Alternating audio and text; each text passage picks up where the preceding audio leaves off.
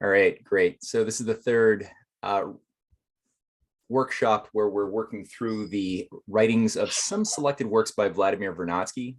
We have so far made it up to section 113 of his Scientific Thought as a Planetary Phenomenon, published in 1938. I heard you guys before we began the recording. A discussion quickly was happening on the idea of free energy that Vernadsky's talking about, and that's sort of the theme, right? That's what you guys were touching on. Mm-hmm. Yes, absolutely. And you're right, Quan. I heard you make the point when asking, because Declan was just trying to get across what is Vernadsky's idea of free energy that's built into both human as well as biospheric systems. So everything is a system. There's no unit of a leaf outside of a system, right? The whole biosphere is a one with many parts, and that oneness changes in time, but it doesn't change randomly. And it doesn't get worse. It changes in accordance with certain principles, and those principles have a certain rhyme and rhythm and harmony. And the thing that Vernadsky zeroes in on as the thing that is similar in both human systems when they're behaving in a healthy way, as well as biospheric systems, is that there is over time a creation, a tendency towards the creation of greater rates of free energy. That is to say, energy that allows for the system to not just stay in a period of static equilibrium, but rather to grow in a perfectible way. And human beings being self-perfectible, we have free will, we have referential identities. We have an additional power that is absent in the biosphere. So we have things that are similar, but also things that are additional that Vernadsky fleshes out. And the question of creativity is key. Creativity is a principle of the universe, that there's nowhere in the universe where there is no existence of creativity. It's like substance, right? There's no void, there's no emptiness. That's an illusion. It's something that's just purely of somebody's naive imagination, that they would have a concept of nothing. But it's, as soon as you try to talk about a concept of nothing existing, you already have a pretty, it's an absurdity, right? It's like, I maintain that there is no truth, but don't you have to maintain that truthfully, right? Same thing. I maintain that there is such a thing as nothing. It's like, yeah, but how could nothing, you're saying nothing is something. That same problem arises. So that's sort of the thing that Vernadsky's getting at. And we talked last week, what did we talk about? It was agriculture, right? Yeah, well, we talked about a lot of topics last week.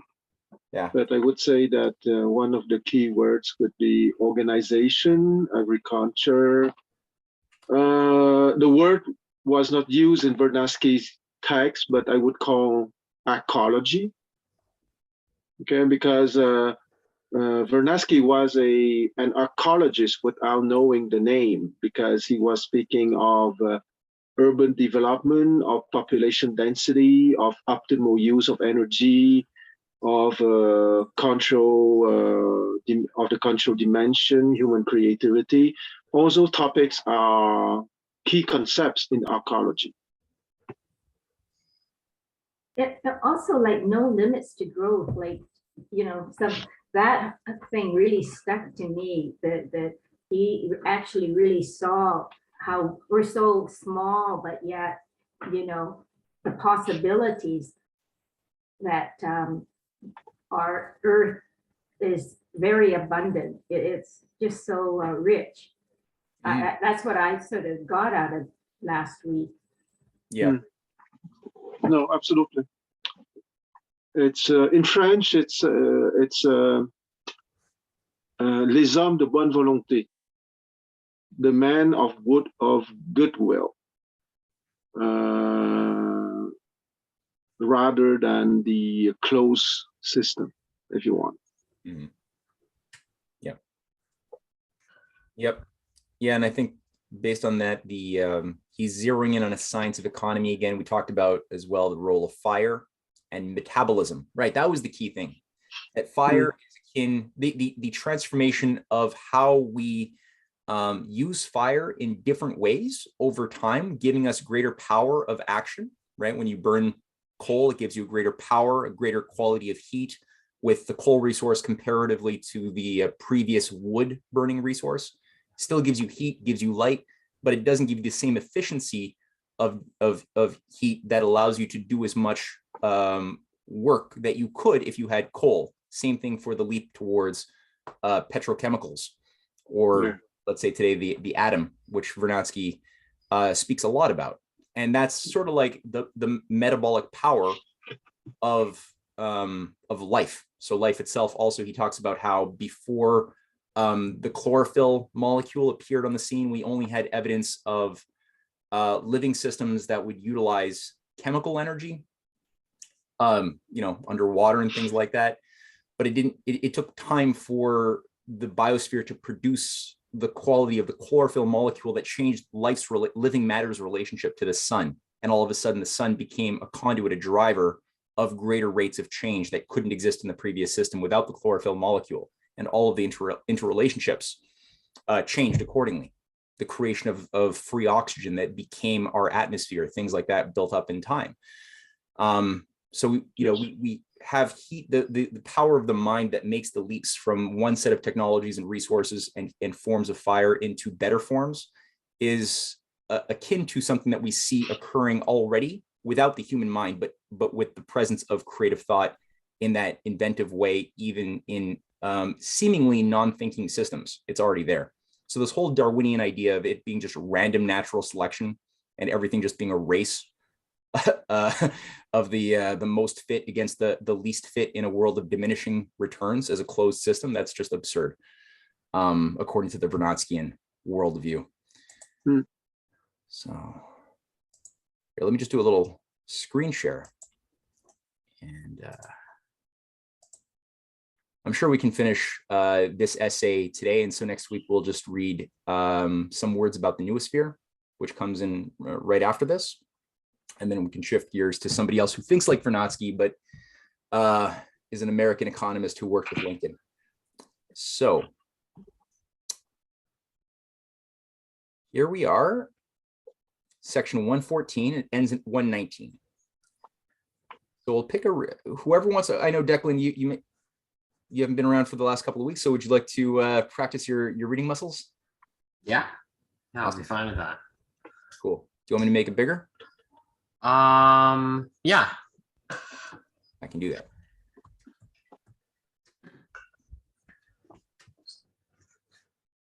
Is that good? Yep, that's great. So section 114.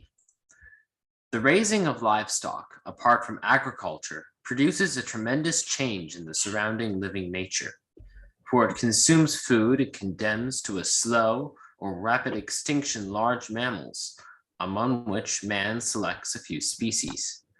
Man appeared at the end of the Tertiary period, in the epoch in which large mammals reigned in the biosphere, as Osborne correctly points out. At the present time, it can be said that these mammals have either practically died out or are rapidly disappearing, and are preserved only in reserves and parks, where their number is relatively stable. Observations in these large reserves show that here practically always a stable dynamic equilibrium is achieved, even independently of man's will, in which reproduction is regulated by the limited quantity of food for the herbivorous animals and by the quantity of carnivorous animals for which these serve as food. With the insufficiency of food and a weakening of their organisms, reproduction is primarily determined by diseases caused by microorganisms. But the total preserved number of wild herbivore mammals can certainly not be compared to the number of domesticated animals, horses, sheep, cattle, pigs, goats, etc. And it is conceivable that their number in the Tertiary period hardly surpassed the number of domesticated mammals. We don't know that number with any exactitude, but we do have some idea about it. At the present time, it exceeds 100 times the number of the human population. According to M. Smith, 1910, at the beginning of the century, The number equaled 138 billion. According to R. Rue, the number in 1929 for horses, bulls, sheep, cows, and pigs reached 15.7 billion.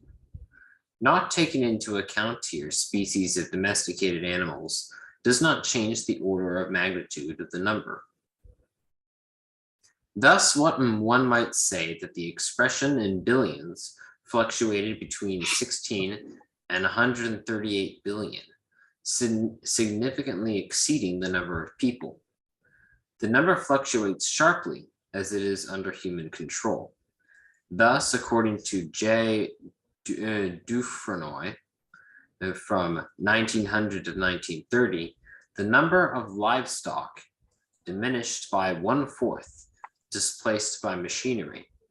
As man came to possess new sources of energy, that number quickly dwindled before our eyes, as, for example, the number of horses, donkeys, and mules, owing to the increase of tractors and automobiles.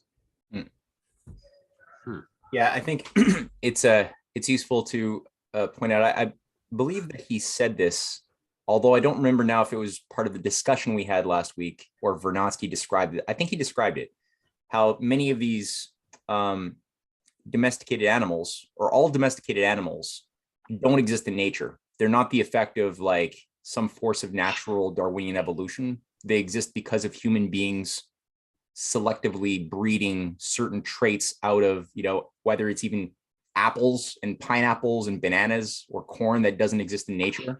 That's the effect of the human mind making choices over many generations. And the same thing for, farm chickens and cows and dogs and cats. Like, they don't exist in nature. They're purely the effect. Their species exists purely because of human thought.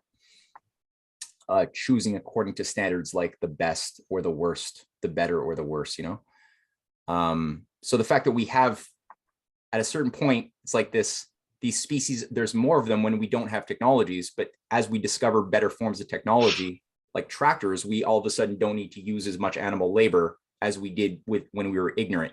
So the quantity of the species that we had when we were ignorant of tractors or the mechanical devices was obviously more, and then they diminished, but diminished according to the increase of, human technology, the machine being used on a farm.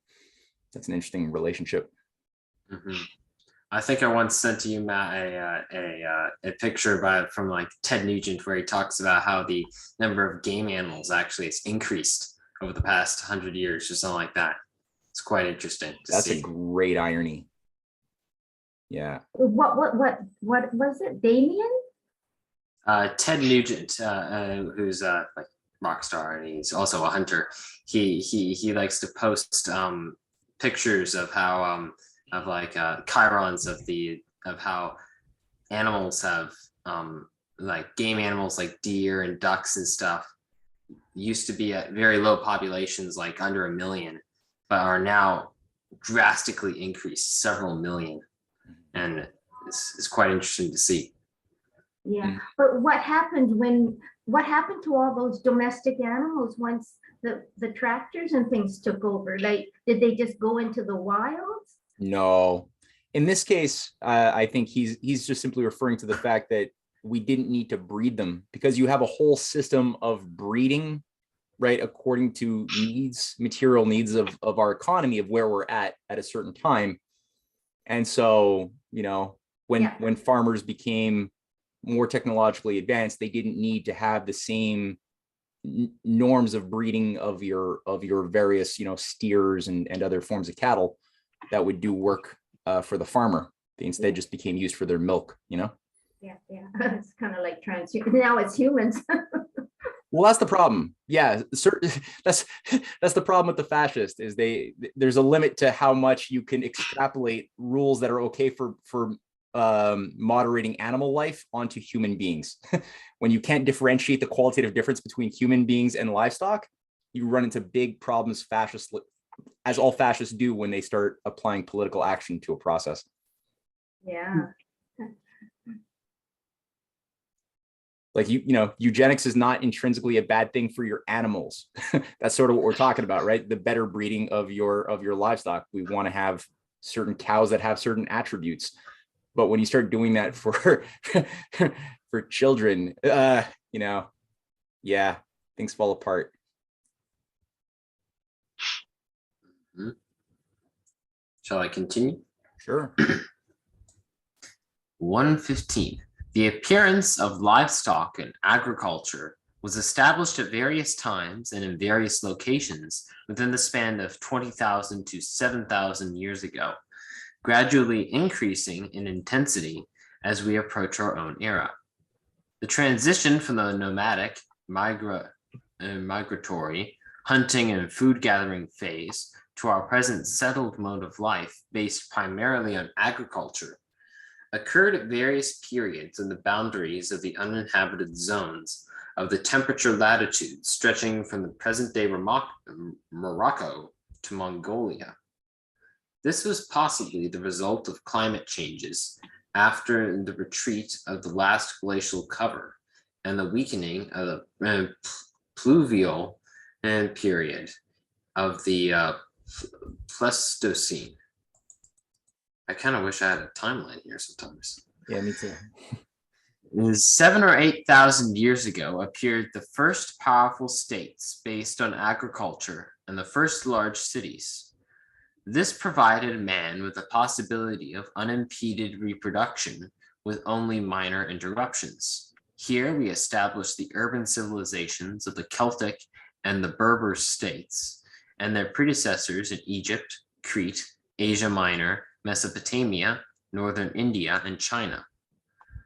We are entering the age which power and significance is steadily and rapidly growing over the last 3 centuries, and from which legends have been preserved and have come down to us, and countless material relics provided, unearthed through archaeological excavations.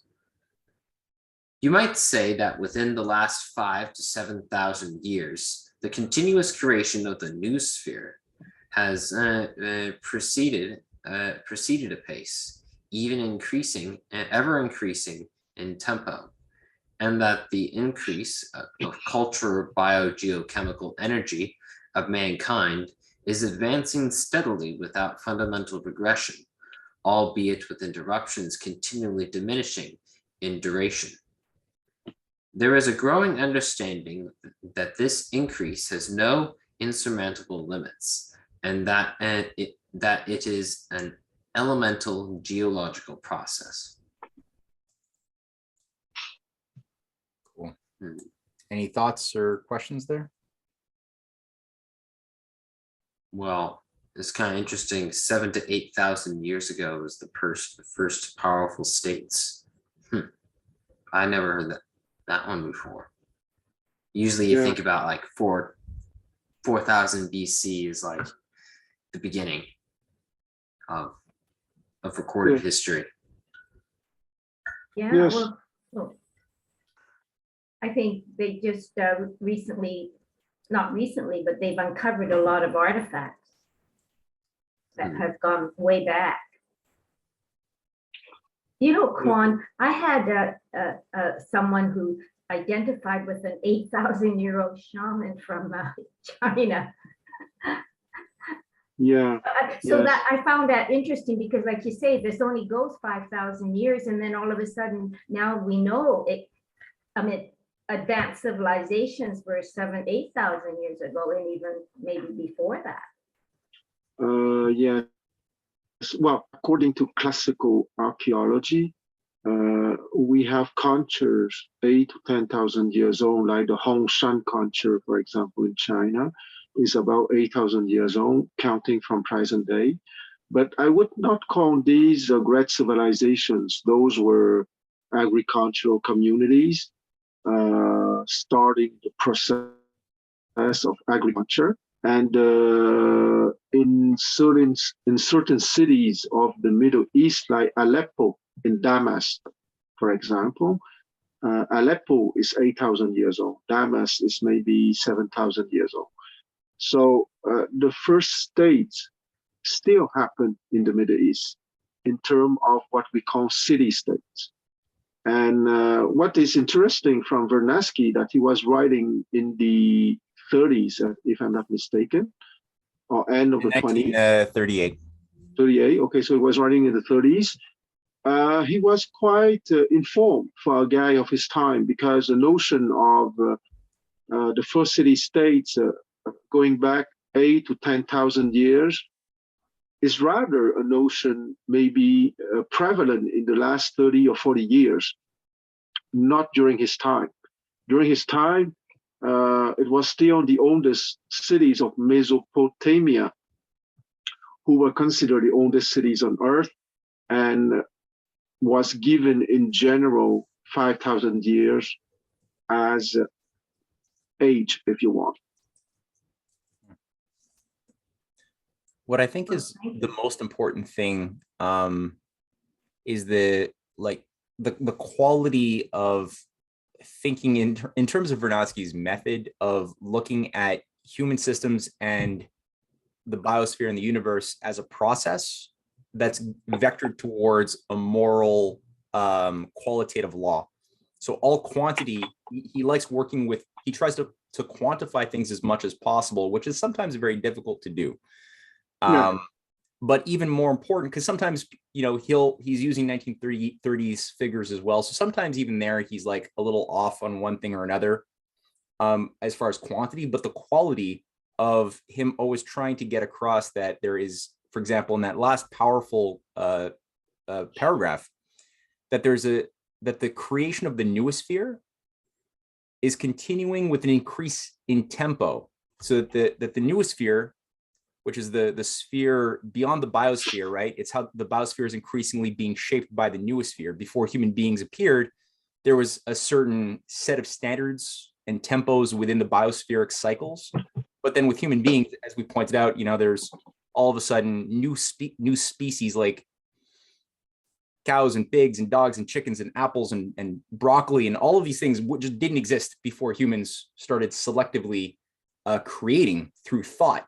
So the biosphere is being brought into alignment with a higher power of creative reason, which was already, you know, you could say it was already there before human beings. Well, maybe it was in a certain way, right? If the universe is made according to a design, a pattern, a harmony, then that implies, well, what was the intention that caused those things? But then he says here that there's an increase in the cultural biogeochemical energy, advancing steadily without fundamental regression, albeit with interruptions.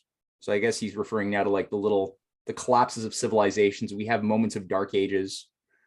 But with those things happen, those interruptions with diminishing in duration, that there's an ability to get back into tempo. So there's a force of progress.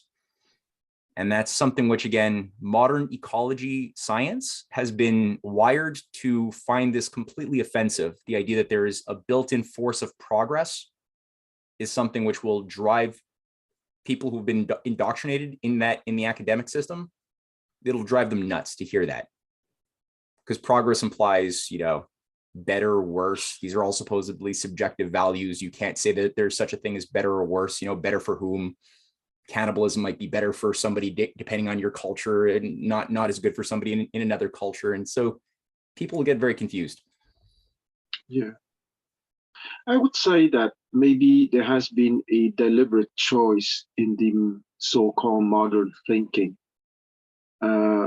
for certain pessimism or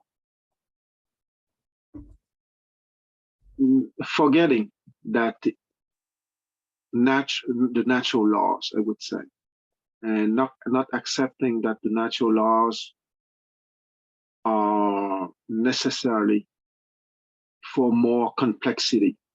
And I think that Vernadsky used the word organization for that idea of increasing complexity and creativity. Mm-hmm. Yeah, definitely. And it's a choice, okay? Because when you're at college and you hear the professor said that after all, there's no obligation for civilization to be always in the right direction. Well, it could be a seductive idea. You can say, oh, well, after all, nothing is guaranteed. And that's true that in history, there are periods of regression. But there's something higher epistemologically, that if you are capable to tune yourself with that higher direction, you're not forced to go into the regressive phase. Mm-hmm. Yeah. Well, it's like, yeah, you could make the I've heard people make the argument that we don't need electricity because biologically we can get by with just food and water without electricity. And it's like the minds that produce that type of argumentation, in their world, it's not unnatural if let's say you remove electricity from society. Okay, well, what's going to happen to the society? Well, it's obviously going to collapse in terms of you will see a diminution of quality of life, average life expectancy, quantity of people. All of this stuff is going to fall if your society becomes reliant upon it, electricity. And for them, it's not an unnatural thing that happens. If anything, it's like bringing the human system back into equilibrium with nature, because we fell out of equilibrium when we began using technology, which we don't see in nature, because animals don't, discover or apply the knowledge of electricity to their production process or, anything like that. Yeah. So they don't have this sense that there is a right or a natural or an unnatural way to make changes based on their ignorant understanding of what technology is as something unnatural. They've falsely been induced to categorize technological effects as being outside of nature, actually anti-nature in their construction. Yes, maybe another way to say it is to have a Promethean attitude is natural for the human species. Well, are you saying did anyone see that movie Quest for Fire? Well, that fire, they needed that to survive, and they didn't. There were certain tribes that didn't know how to. Once the fire went out, they didn't know how to start one, and it was so critical. So that was sort of like, we're now electricity, but it's the same, principle that we need that kind of light. We need those things as humans. So I can't quite get what these other people are thinking. Yeah. Wow. Precisely, if you don't have that Promethean attitude of discovering and of advancing further, there will be some natural equilibrium, but with a small n, if you want, but not the natural laws with a capital N, in the sense that the human species introduced that ingredient I call the Promethean attitude, okay, which make us completely different. Promethean, is he the one that stole the fire? Yeah, from the gods of Olympus, okay. Yes. And the gods of Olympus is a good metaphor for the oligarchical attitudes, meaning keeping the tools of power for a small minority. Oh, yeah. So they'll have the electricity, but not us. Exactly. Or they wouldn't have small machine to fry an egg, but not artificial sun. Okay, there are limits to what they are allowed to achieve. Yeah. Well, you hear, just as a quick note on that, the Polish government has just given the green light to the Polish people to go out and forage for branches and wood for their energy, because they've cut themselves off of all Russian gas. So now I don't think that the technocrats telling the people that this is now a good thing to do necessarily burn wood in their homes, their mansions and stuff. It's probably not the case. But yeah, like the fact that we have a society which is acquiescing to this type of absurdity, which has no reason to go backwards to, not even 100 years in the past. I mean, we're talking burning wood here. That's like 500 years of regression that we're assuming is somehow acceptable change in the current system. It's mind-boggling. Yeah. Well, what's more mind-boggling, the people accepting it. Like, to me, that's even more difficult to understand how they would accept that. You think they'd protesting in the streets. Well, I can only push people so far. I don't know what the breaking point is for the Poles, but they haven't reached it yet. Oh, really? Wow. The Poles do hate the Russians. They tend to have a lot of hate. They'll accept a lot of pain to preserve their hate. But again, there's a limit to that. Mm-hmm. It's like Americans too, right? They seem to be willing to pay to tolerate. I think it's gone up to $9 a gallon in Northern California. Yeah, it's getting bad. It's pretty bad. Yeah, but part of it is not even just the gas; it's the ethanol they put in the gas as well. Which is so they can't get corn now. Right. And the corn doesn't really do anything anyway. It's just for the Iowa farmers. Right. Good point. And Iowa is actually the first state in the primaries every time the elections come around, and so you have to keep Iowa pleased. You have to keep Iowa what? Pleased, yeah, because you get a boost when you win Iowa, the Iowa caucus. It's all politics. Yeah, on politics, yes. So it's a question of attitude. Mm-hmm. Yep. Shall I go on? Sure. All right, 116. It is appropriate to add here a few additional facts. It is possible to date to somewhere earlier than 4,236 BC or earlier the origins of the Egyptian calendar, which is based on many years of observation of Sirius, which served as the basis for the chronology of the entire ancient world right up to the present moment, where it is found spread throughout the entire noosphere.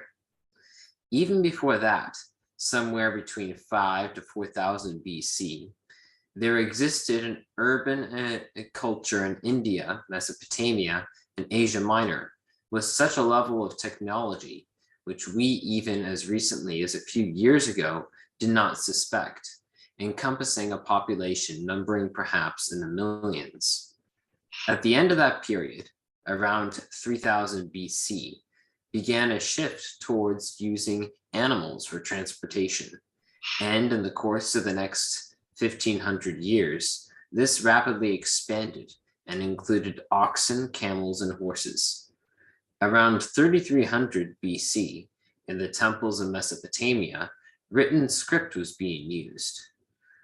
Records were kept by means of a complicated pictographic script at around 1600 to 1500 BC. The Semites in the Near East discovered the use of the alphabet. We can assume that around 2500 BC, we already had a clear manifestation of scientific thought, and around 2000 BC in Mesopotamia, we had the discovery of the decimal system. At this time, old records, written some centuries earlier, were copied and preserved in libraries.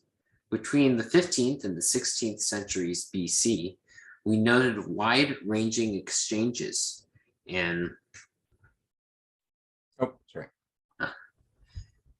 the cultural world of scholars, philosophers, and physicians of that period. Around 2000 BC or earlier, we have the discovery of bronze, probably simultaneously in several places, and around 1400 BC, the discovery of iron, which in the course of a few centuries came into general use. Hold that thought now. There's a footnote that seemed to have some information in it, number 47. Juan, do you want to read it? 47, okay. It may be that the choice is between these two dates, 4236 BC and 2776 BC.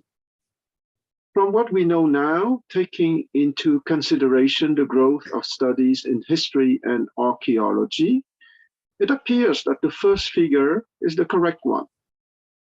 According to Idenson, the history, the calendar, Leningrad, 1925. So we were at bronze, I think. Yeah. Yep, Bronze Age. Yeah. With these momentous achievements, we have now arrived at the 1st century BC, in which scientific, philosophical, artistic, and religious creativity achieved an enormous development and laid the first foundations for our civilization. In the course of the last 500 years, from the 15th to the 20th century, man's powerful influence over his surrounding nature and his comprehension of it, ceaselessly advancing, becoming ever stronger.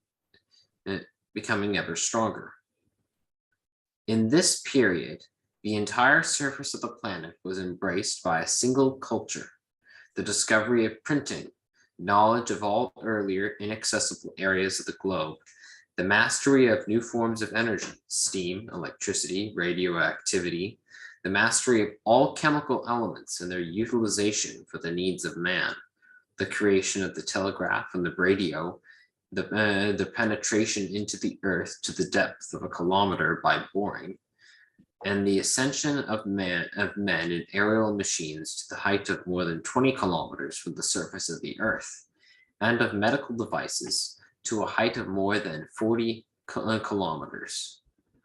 Profound social changes, giving support to the broad masses, advance their interests into the first rank, and the question of eliminating malnutrition and famine became a realistic option that can no longer be ignored.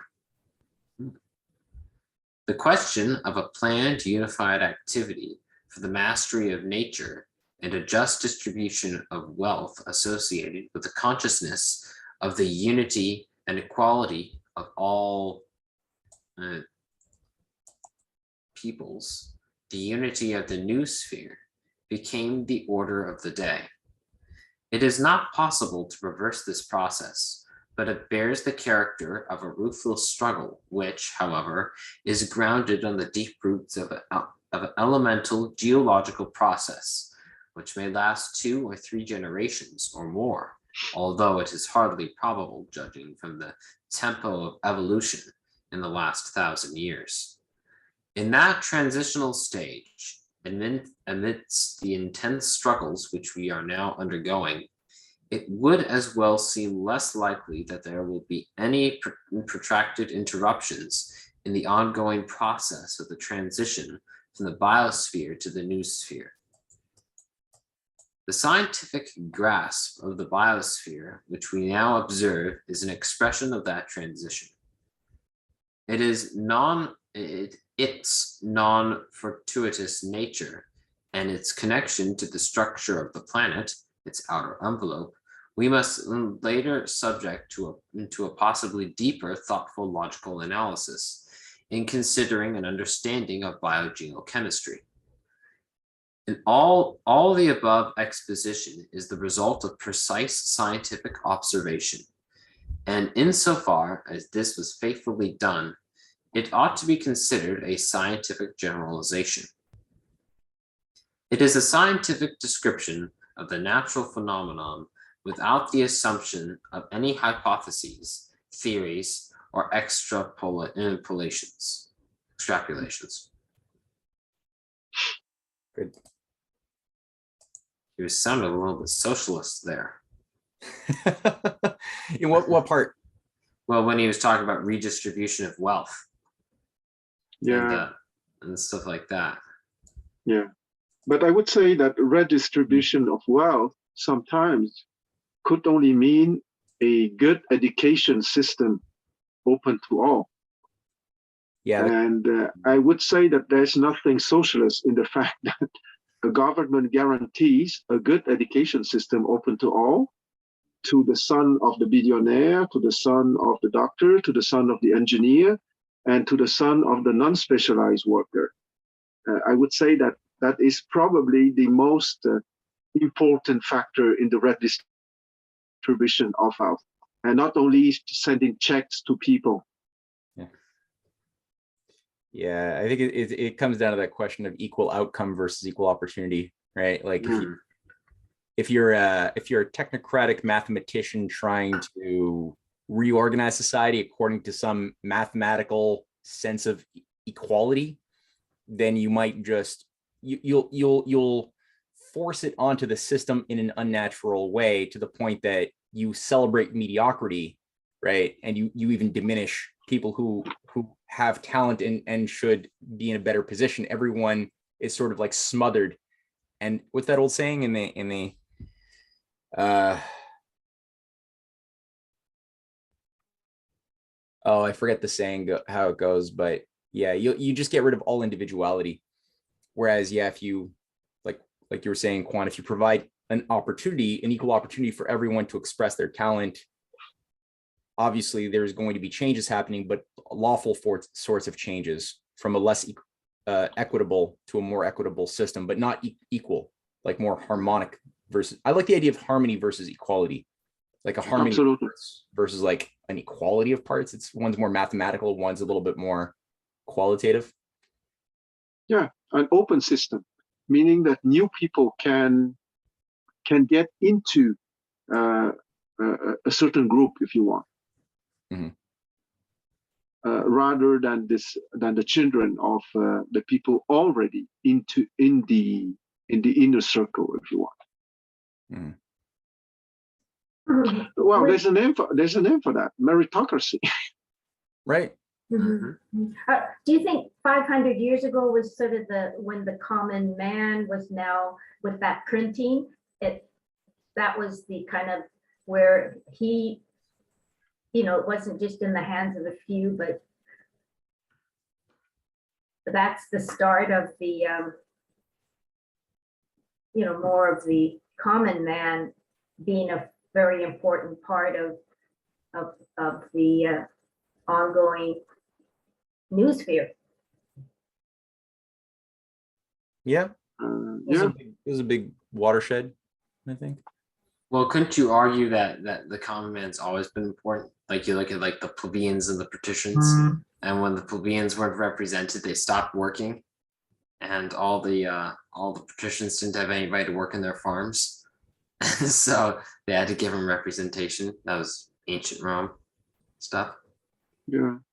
Yeah, but more you don't hear. Well, they're not, as individuals mentioned in history, but no, yeah, maybe they were all, they didn't have to come from an educated or a little bit better background. Yeah. But also too, when you study the how the Holy Spirit has these times when there's a spiritual release of revival, we call it. It really coincides with like the 12th century. There was a great release of the Holy Spirit, and then 500 years ago, again. I mean, it just seems that whole, release of this spiritual actually influences the what happens in the like the discovery of printing, innovation, more things to help mankind. Yeah, well, Declan definitely, I mean, that's useful thought, the relationship of the spirit and the intellectual life of man. Declan, the point you made about the so-called plebes always wielding noetic power is it's true. They always had a power, or at least relatively in grand historic time, maybe kind of recently in terms of Rome, where you could withhold your labor if you were being abused, which there is a power to that. But I think the question that Vernadsky would ask is, did they have as individuals the same opportunity to participate in the noosphere as we do in our world today, in the sense that your average human being in Rome, did they have the ability to become exceptional thinkers, such that their personal individual ideas could have greater opportunity to change the system, like you would for a Benjamin Franklin, for example, right? Great through education, but through a wonderful path of wisdom and choice, he was able to, his particular personality had a transformative effect on all world history, including our knowledge of science too, and our ability to tame the force of lightning from the gods, so to speak, right? To act in our service. Yeah. So I think that's part of the thing too. The question of mind and matter, and the relationship of how mind and matter interplay with each other in a certain way. Yeah, that makes sense. Well, I think a lot of the Christians, if you read the history of Christianity, they introduced a lot of different things that are beneficial. I think education. I'm just trying to think of who. So he was in either Switzerland or one of them that started, brought in education. But I forget the name. I should have to look it up. But then you don't hear about them unless you study the history of the movement of the Holy Spirit. Yes. Well, to use a more general wording, any system that would bring forth truth, goodness, and beauty into the soul of a human being, making that human being be autonomous in his endeavor of exploration of inner and outer reality according to his own talents and intellect, of course, is an open system and is a outstanding way to process a redistribution of wealth understood in the broadest sense of that expression, and not in the sense of allocating monthly checks, for example. I am giving a caricatural example, of course. Yeah. Well, this paragraph for me is, I think, one of the most important paragraphs in the essay, in terms of, well, there's so many, I shouldn't even say that, but in terms of getting across and this does touch on what you're saying, Satomi, because 500 years ago, Vernadsky is obviously referring to the blossoming of the Golden Renaissance, which is recognized as a spiritual movement, right? It wasn't like the Enlightenment. It was based on a concept of human beings being divine, being made in the image of a creator, that life as such is sacred, that there are such things as inalienable rights. All of these notions had a spiritual drive, and it expressed itself in action in the form of the Renaissance in Europe in that time. And then coming out of that, we had seen, just by having respected people in that way and protected these inalienable rights through statecraft, and providing a sort of fertile soil, the seeds of each individual soul had a greater cultural soil to blossom their higher potentialities. So we saw breakthroughs and advances in science, like our scientific reasoning was able to make greater leaps into understanding of, and he lists a whole bunch of things, right? Yeah. Discovery of printing being one, but obviously the discovery, the tendency to want to leap outside of your limits and discover more of the planet, that was driven to a new, new heights. Yeah. And discoveries in steam power, electricity, radioactivity, mastery of the chemical elements and how to use them for the needs of man. So there's a reciprocal nature between pure science and applied science. Yeah. That all of a sudden found a greater rhythm. versus the previous state where people were relatively ignorant, living in more of a state of mysticism.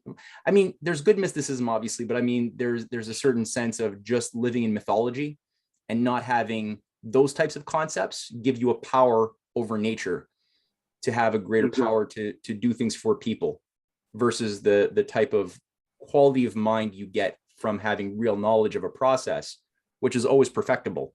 That gives you a power. Nature resonates and with those ideas in a more dramatic way. Yeah,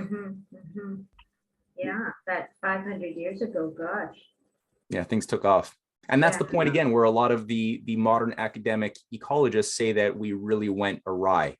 That's when we became like a cancerous tissue on Gaia, hurting the host because our population growths, not hyperbolically, but they really exploded geometrically at that point as an effect of these great discoveries in all fields. Yeah, I would say that maybe there's a history to write about the cycles of the Promethean attitude in human history, because there were periods of high concentration of the Promethean attitude. Okay, one of the most famous one is the famous Axial Age, around 600 600 BCE to 500 BCE, either in the East or the West. Of course, the Golden Renaissance between the 12th, 13th century to the 16th century, etc. China Song Dynasty in the 12th century. So I would say that there are many ways to express universal history, but one of those ways is to study how those Promethean moments appear and how to sustain them. Yeah, that's a great idea.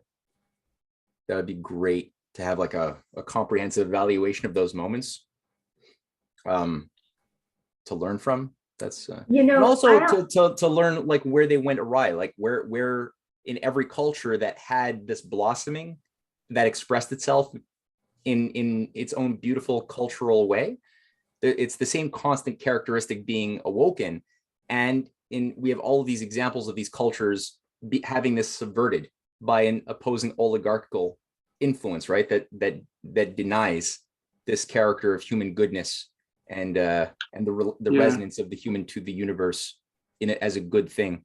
And that's so it's a good, that's something as well to learn from what's the common characteristic of oligarchical anti-Promethean or Zeusian impulses. Zeusian. Yeah, I was going to say that what would be the best antonym for Promethean, and you answer before I ask the question, Matt. It's Zeusian, exactly. Right. What is Elysian? Zeus. Zeus. The gods from Olympus wanting to keep their secrets and their tools of power. Yes, but I don't think it ever these kinds of flowering. What happens is it goes underground. Oh, sure, it doesn't disappear. Right? It's just... so it comes back even more powerful. Sometimes, often, but it doesn't have to go underground. I mean, I think the thing that's just enticing as this research initiative that Quanta's proposing is to see, what causes it to blossom, and then what are the points of resistance such that it then is often forced to go underground, right, and change its form to maybe. I guess the kairos, or the opportune time for it to emerge again. Yes, but how would we be capable as an advanced species to prevent the collapse and to keep on that Promethean attitude? Of course, the easy answer is to be very careful with the education system, obviously, okay? But how exactly, okay? What are the decaying factors? What are the factors that would make the education system rot at a certain point? Okay, what kind of people we need to check? What kind of attitudes we need to check? Those are more specific answers, because of course, the general answer, all of us have it. We have to maintain an excellent, outstanding education system, educare, to bring forth what is within truth, goodness, and beauty. Yeah. Yeah, but the Bible doesn't even, like, right, it's right there. Anybody that knows the Bible will already, and embraces the Spirit will already embody that. Yes, but how come in the Christian world that Promethean attitude was not being maintained for centuries? Okay, so you have to answer that question, Satomi. Well, because Jesus Christ, he wanted to give. He's a life-giving spirit. He didn't have to steal it. We have access to that. That's why he says, come to me, those who are heavy laden, and many, that's just one of many, but it's an open door. He's already opened the door to heaven, like the consciousness of that's available in heaven. We don't have to steal it. He wants to give it to us more than we want it. This is, I think, what I pick up from my reading of meditating. Yeah, no, Satomi, in general terms, yes, totally. I think what Kwan is more getting at is like the practical side of like, well, what causes good people who love Jesus, for example, to self-sabotage, Civil War case. You had Christians in the South, Christians in the North doing battle, brother killing brother for 4 years. It's not like people in the South didn't love Jesus, but there was something about their paradigm that induced them to fall into a bunch of traps that were part of a broader imperial agenda to destroy and enslave, undo the American Revolution, and promote a global system of slavery of human beings. Yeah. Yes. So, what causes those types of missteps so that we don't have to? That's an extreme case. Yeah, but but Satomi, you would answer that those people would be labeled by you as false Christians, okay? No, not necessarily false. Just they could be deceived or. Okay, I accept that answer, but what would be the educational factor that would help them not to be deceived? Yeah, there you go. That's the question. Right there. Well, okay. You don't have to answer that, Satomi. Satomi, you don't have to answer the question. It's a good, serious, open question for even people listening on YouTube. Yeah. Right. It's an exercise. Don't jump to try to answer it right away. There's a lot to let that bubble onto the surface. Yeah, you're right. Yeah. Thank you, because we see that. Yes.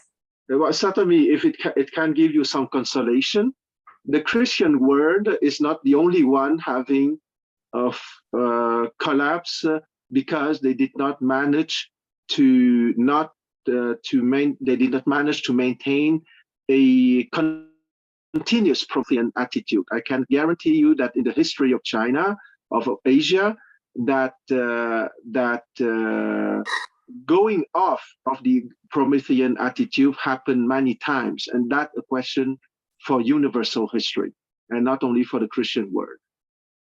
Yeah. Okay. Yeah. I'll think about that then. Get a more wiser answer. But you're right. That's a good point that you brought up. Mm-hmm. Cool. Well, we're at we have 117, 118, then 119, and we're done. So let's maybe push forward to 117. All right. Observing thus the developed scientific disciplines, we see that there exist sciences of different types. In the first category, we have those whose objects and consequently whose laws encompass all of reality, such as our planet and its biosphere, as well as the cosmic expanses, that is, sciences whose objects correspond to the fundamental universal phenomena of reality. The second category is related to phenomena, which are characteristic to our Earth. Okay, and that footnote 48, I guess that's from the previous section. I'm sorry. That Sure. looks useful. Somebody might want to read that. Kwan, you want to read it? Oh yeah, sure. So actually, this is possible. This is possibly a second envelope of the Earth's crust, the stratosphere, encompassing life, mainly through man, the noosphere, and it ought to be included in the biosphere. On the limits of the biosphere in Izvestia, AN, Geological Series 1936, we should think of the upper layers, meaning 60,000 kilometers, not as part of the Earth's crust, but as analogous to the Earth's crust in the division of the planet, that is concentric with the planet. The Earth's crust will be the second sphere, and the biosphere is its outer envelope. This, of course, will soon become clear. Okay, that's very interesting because it's at the core of his idea of organization of the biogeochemical control organization. Yeah. Because after all, he's speaking of the Earth crust, so it's the geochemical dimension. Yeah. And after that, you have the biological dimension, and of course, once the biological entities would be developed enough, the appearance of the famous noosphere. Yep. Part of the free energy, because I think that we can consider free energy as truly the core concept of all of Vernadsky's musics. Yes, certainly. Yeah. And I think that's very, very important. And you'll find this in a lot of his works. When describing the biosphere within a composition, he's always situating it within the outer layer. It's an envelope, right? But it intermediates cosmic radiation. So he even talks about how the biosphere is the thing which is directly being shaped by the influx of constant cosmic radiation from the galaxy. So he sees it as an electromagnetic antenna or transformer in a sense, constantly bringing in every form of element that's being generated from within suns and supernovae into a living system, transformed, and then given new processes. And then he's also looking at how, again, he'll often talk about the radiation levels within the Earth and the heat emitted within the Earth that shapes the behavior of bacteria and other things that play a driving role in the mechanism of the flow of life. So there's this outside and inside, which is, is constantly finding itself transformed by this growing form of living matter over time, from very low level intensity life back in the Cambrian period to ever more free energy is being created to sustain more and more complex organized life, but with coherence. So it's very good. He's all about context. That's why he's so great. All right. We had just flipped down to the next page, actually. Yes, right. How about you reread that first one again? Sorry. All right. Okay. Observing thus the developed scientific disciplines, we see that there exist sciences of different types. In the first category, we have those whose objects, and consequently whose laws, encompass all of reality, such as our planet and its biosphere, as well as the cosmic expanses, that is, sciences whose objects correspond to the fundamental universal phenomena of reality. The second category is related to phenomena which are characteristic of our Earth. In this latter category, we might theoretically admit two classes of scientific objects to be investigated: general planetary phenomena and individual purely terrestrial phenomena. At present, however, it is not always possible to differentiate reliably and with a sufficient degree of certainty between these two cases. This remains a task for the future. Here it concerns all the sciences of the biosphere, with the sciences of humanities, with the earth sciences, botany, zoology, geology, mineralogy, in all their scope.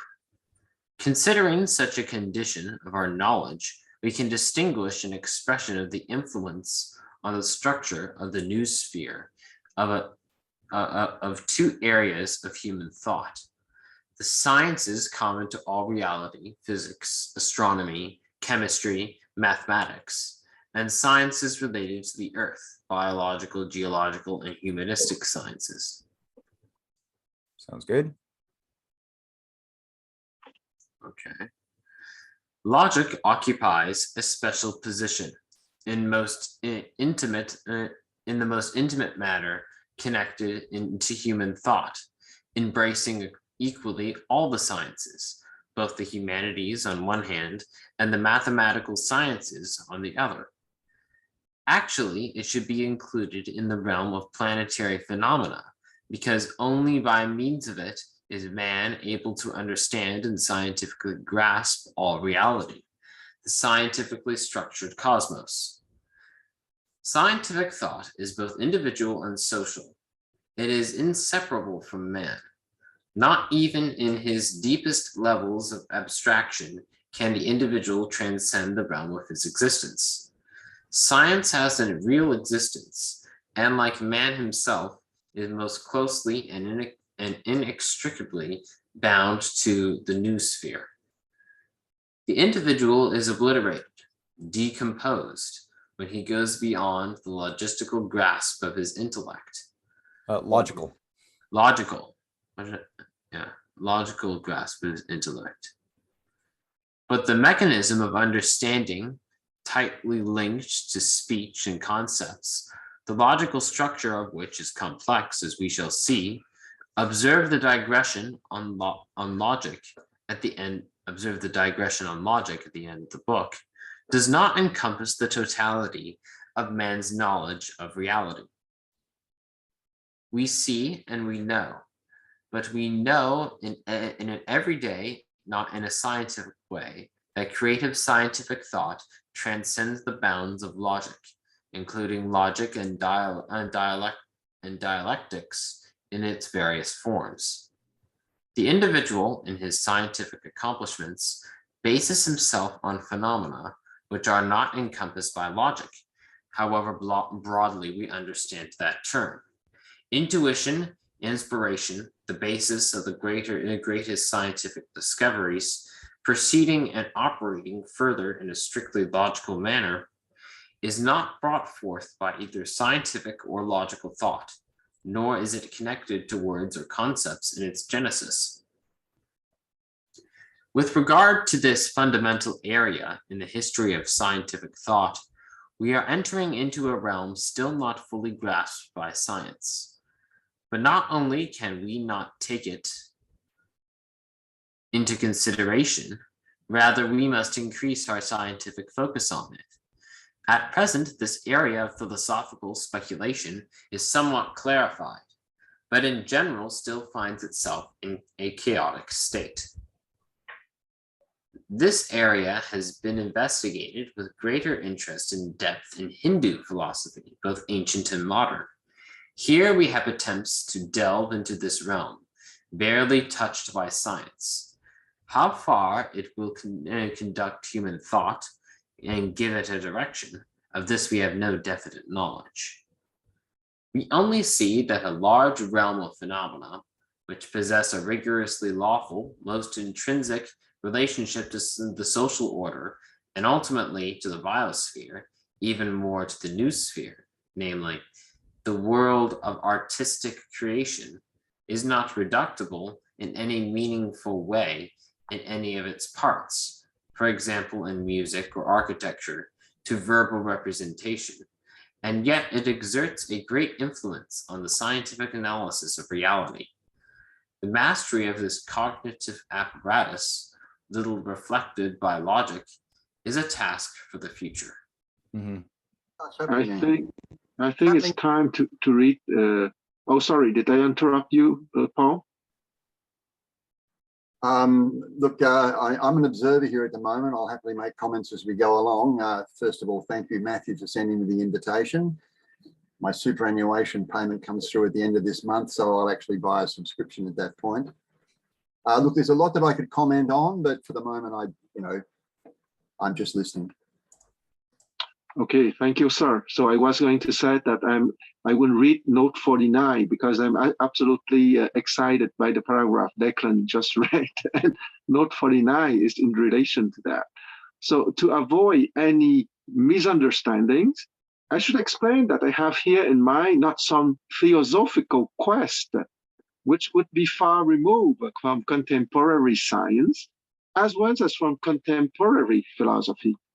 Both in the new and in the ancient Indian thought, there exist philosophical currents, by no means contradicting our contemporary science, actually less so than do the philosophical systems in the West. As, for example, some system associated with Advaita Vedanta or even the religious philosophical investigations, as far as I know them, of the prominent religious thinker Aurobindo Ghosh. And that is because I think that when Vernadsky was speaking of the intellect, he was very right that because when he say logics, it means the intellect, okay, the verbal logical structure of language, and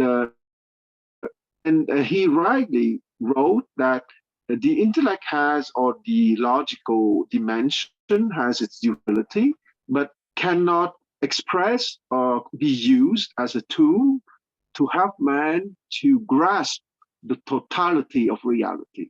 That is absolutely outstanding. And this man was writing in the 30s before the New Age movement that he would not approve, but rather here he is building a true bridge between science and metaphysics in the true sense of that word, with a capital M. Mm-hmm. Natural laws, if you want, would be another way to say metaphysics. Yeah. Well, I was reminded a little bit of Dr. Raj Badam's presentation on the Vedas from a couple of months back, and Dr. Raj goes through in his presentation the different corrupting influence, and he lists 5 key corrupting influences within Indian thought, and the Theosophical Fabian school being one of them. Also, the Marxist materialist school being another one of them that came in with, especially, were some of the Fabians like, Annie Besant. Thank you. Yeah. Cynthia overheard. Yeah, Annie Besant being absolutely. Madame Blavatsky. Blavatsky, yeah, that whole network that took the worst elements of everything and made it some sort of a Gnostic, quasi West East synthesis. Yeah, I reread The Secret Doctrine earlier this year, and I had a real hard time getting through it.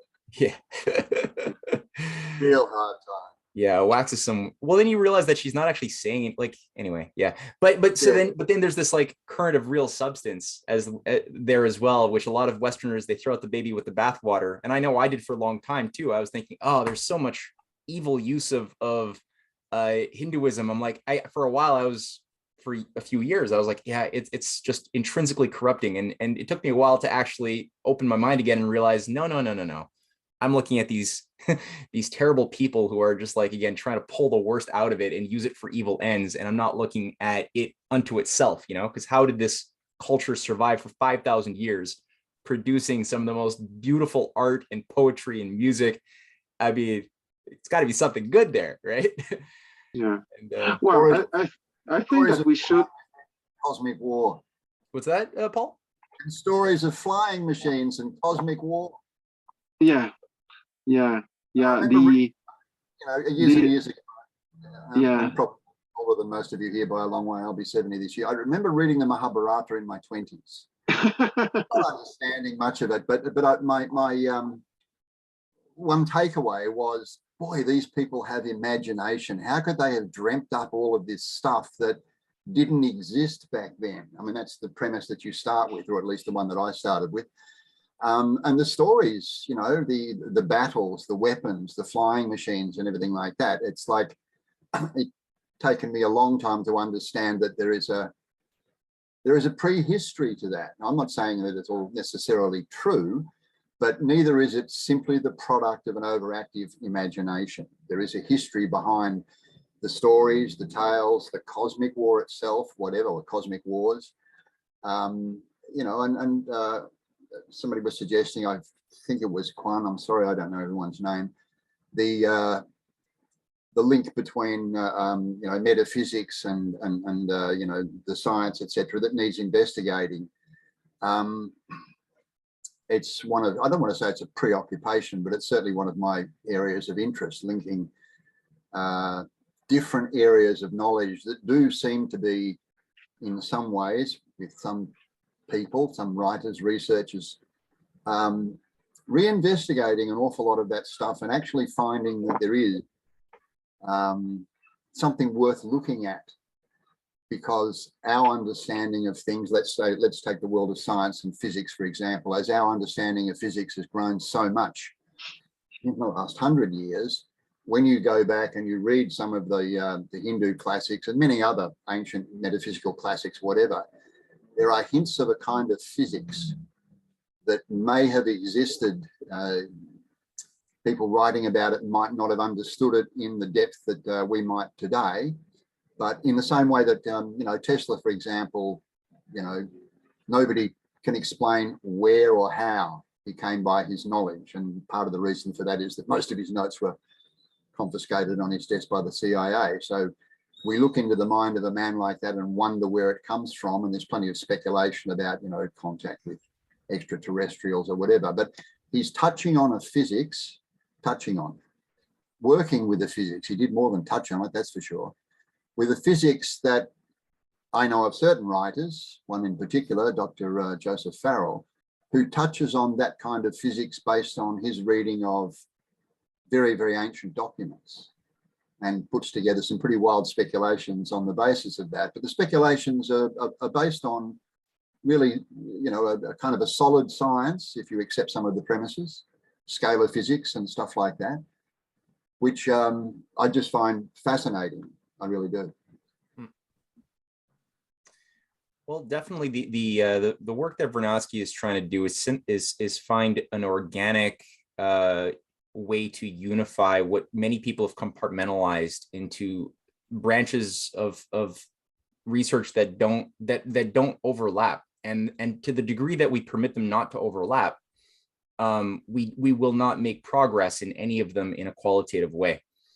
So Vernadsky's trying to say, you know, if we want to understand the biosphere, we have to look at astrophysics, we have to look at geology, we have to look at how all of these are being shaped by life, biology, right? And by mind, and how the mind itself is organized in a certain lawful way. And when we disrupt that, we can do harm to ourselves, and we can go against nature itself by creating laws that try to, or that whether advertently or inadvertently, actually run against the course of nature. So this question of like how logic is something which helps us guide us into the universal, right? We can make universal abstractions is good, but it's like that's not enough by itself. We need to have that extra edge provided by this other thing that allows for us to really express the creative, the loving, the other deeper impulses in music, architecture, other representations of the arts. So I think he's alluding to a yet higher sphere above the noosphere, right? Because the noosphere itself could be either good or bad. It's kind of like you could have a death camp. It's like, would that exist in nature? Would it just like pop off of a tree, a death camp? No, it's the effect of human thought. So you'd say it's noetic, but is it good? Hell's no, not at all. But he's talking about now something which is yet higher in this other domain, which should organize the behavior of the noosphere in a certain way, which he's saying is for future thinkers to properly make deeper penetrations on and apply. Well, you know, Vernadsky kind of reminds me of, there's a book called The Human Quest, and I think his name is Richard Brewer, but anyways, Daryl Johnson, who was grew up in Los Alamos before, when it was just a PO box. He was going to become a nuclear physicist, but when Martin Luther King died, he decided, okay, you know, he went into teaching the Bible, and but he said that this human quest really helped him reconcile science in exactly this whole other sphere, because this human quest, the guy that wrote that, says that you have to look at the whole thing, just like Vernadsky's saying, you have to look at the whole thing, and it doesn't necessarily exclude any, you know, or preclude any other kind of sphere that you're studying. For example, he was talking about just the word "I love you." Like, you could take that on a numerical. You can, you know, you can describe it numerically, and it still doesn't. It's valid. It's a valid description of the word "I love you." Or you can go and take it on another level of so, you know, he goes through this whole range, and then finally, of course, it's the heart, you know, the heart level. But at each level that he takes this phase through, it doesn't preclude the other one that he was describing, because it's still. Do you kind of understand? Am I making sense? I think so. That you can describe something on many different levels, and still it's still part of the whole. It doesn't preclude any other level. But maybe Paul, you might be, or Quan, I don't know who wrote The Human Quest. I looked it up in the internet, but yeah, but I it think must be certain, out of date. I'm not yeah, familiar with a particular book, Yeah. but I'll make another quick comment here, and just a general one, in terms of what's just been said about the idea of people in the future, if you like, needing to do the research. There is an awful lot going on in the world right now, and I'll give three simple examples. In terms of ideas of the biosphere, Rupert Sheldrake's morphic resonance, for example, is a relatively new theory that postulates all sorts of connections, you know, kind of explains the 100 monkey effect and stuff like that. So that's a fascinating new one. There's another one, if you go to, on the web, you can find it, the Thunderbolts Project, the electric theory of the universe, which offers a very different way of viewing the entirety of the physical universe. Let's say that it's a philosophy of cosmology based around electromagnetic forces, such as light in particular, as opposed to Einstein's theory of relativity, which puts gravity at the center.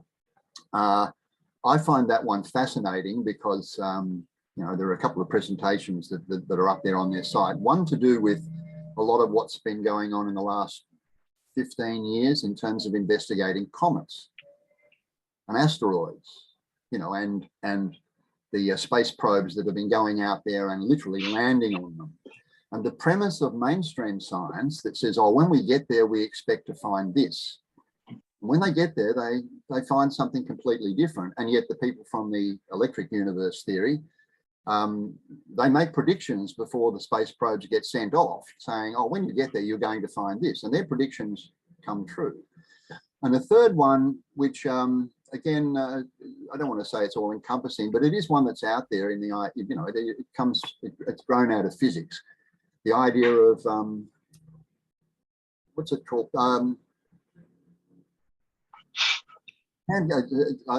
not getting the word right, but pan consciousness, not panspermia, but I just panpsychism or something. I'd have to look it up to find the exact word, Yeah. but it's basically the idea that the entirety of the universe is a conscious event, and that consciousness exists within everything.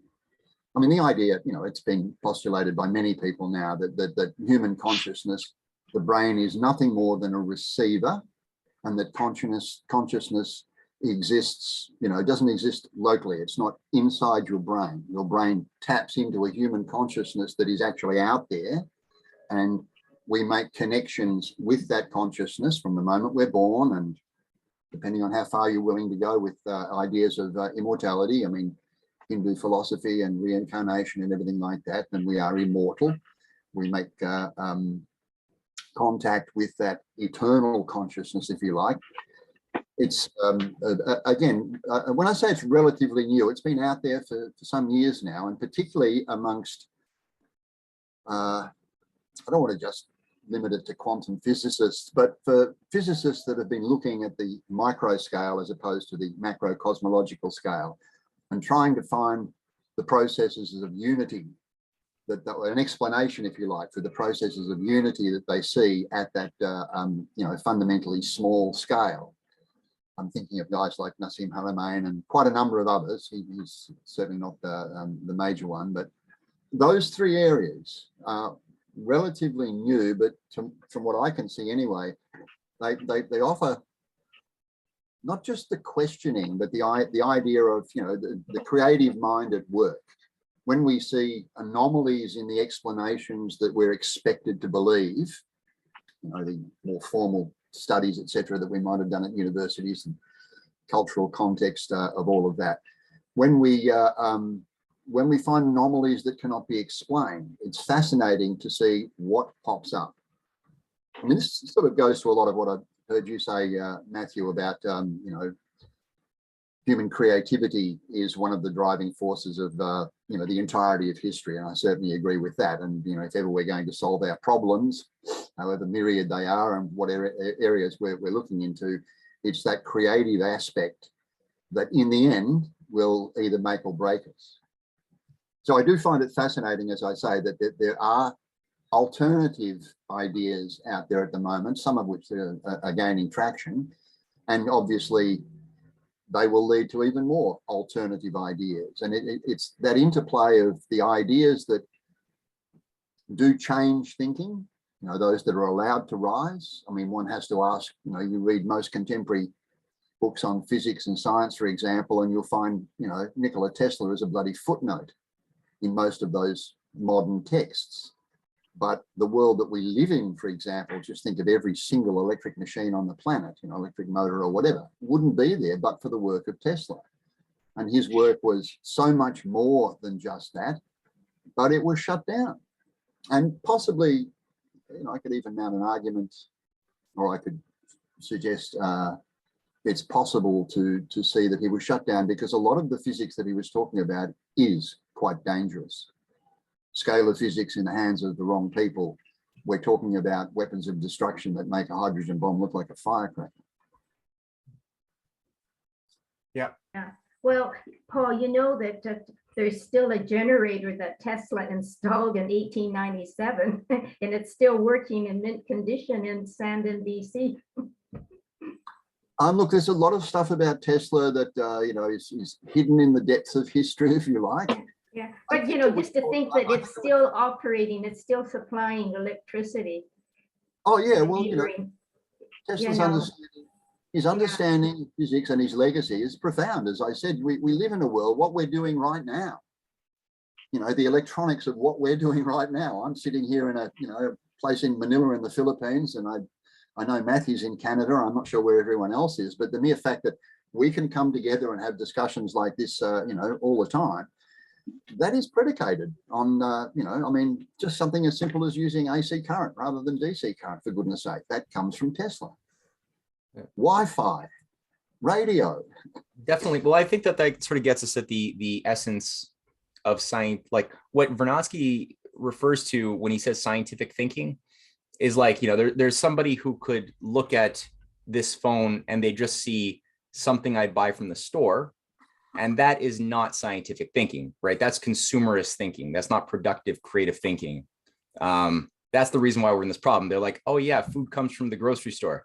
They have no conception of the entire productive process of agriculture, the farming equipment that goes into the agriculture, the mining that goes into, like, the chemical processing that goes into making the materials that goes into agriculture, the transport, the corridors, the trains. They have no concept of any of that. It's just my store, my food, my body. I don't care what happens after it leaves me.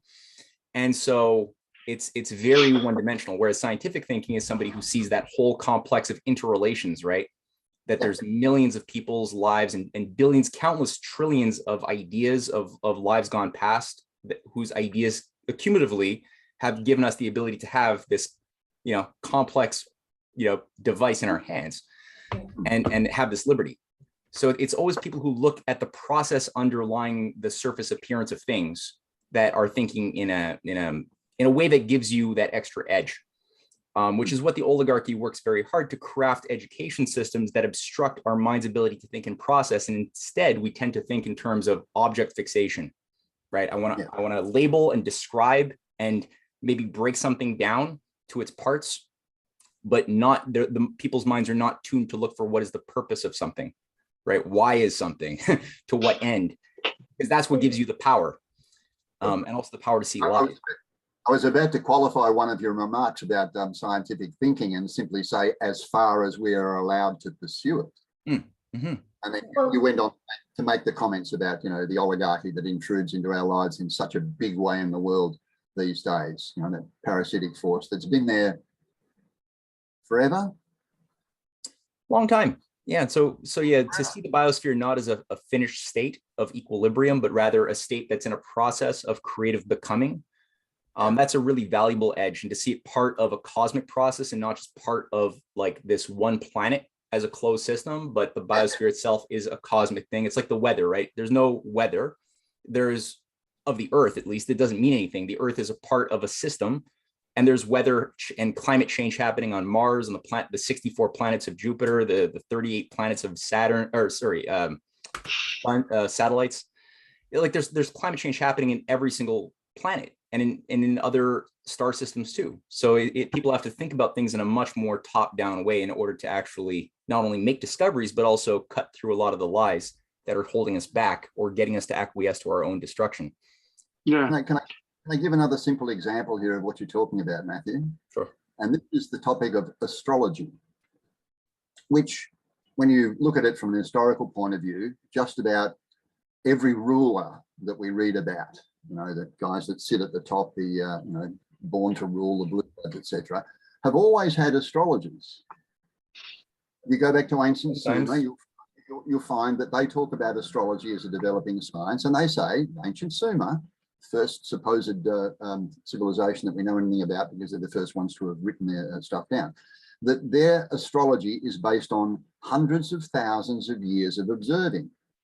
Well, the question obviously is, well, who is doing the observing? So it kind of stretches the idea of human history way, way back beyond the mainstream view. Now let's go to a contemporary one. I think it was under Theodore Roosevelt, but I'm not sure. It might have been Woodrow Wilson. After the Great Depression, he wanted to know why there were such cyclic changes, highs and lows in terms of the economy. And he set up under his watch anyway, there was something called the Center for the Research of Cycles. It's still going. You can find it online now. They're still doing their work.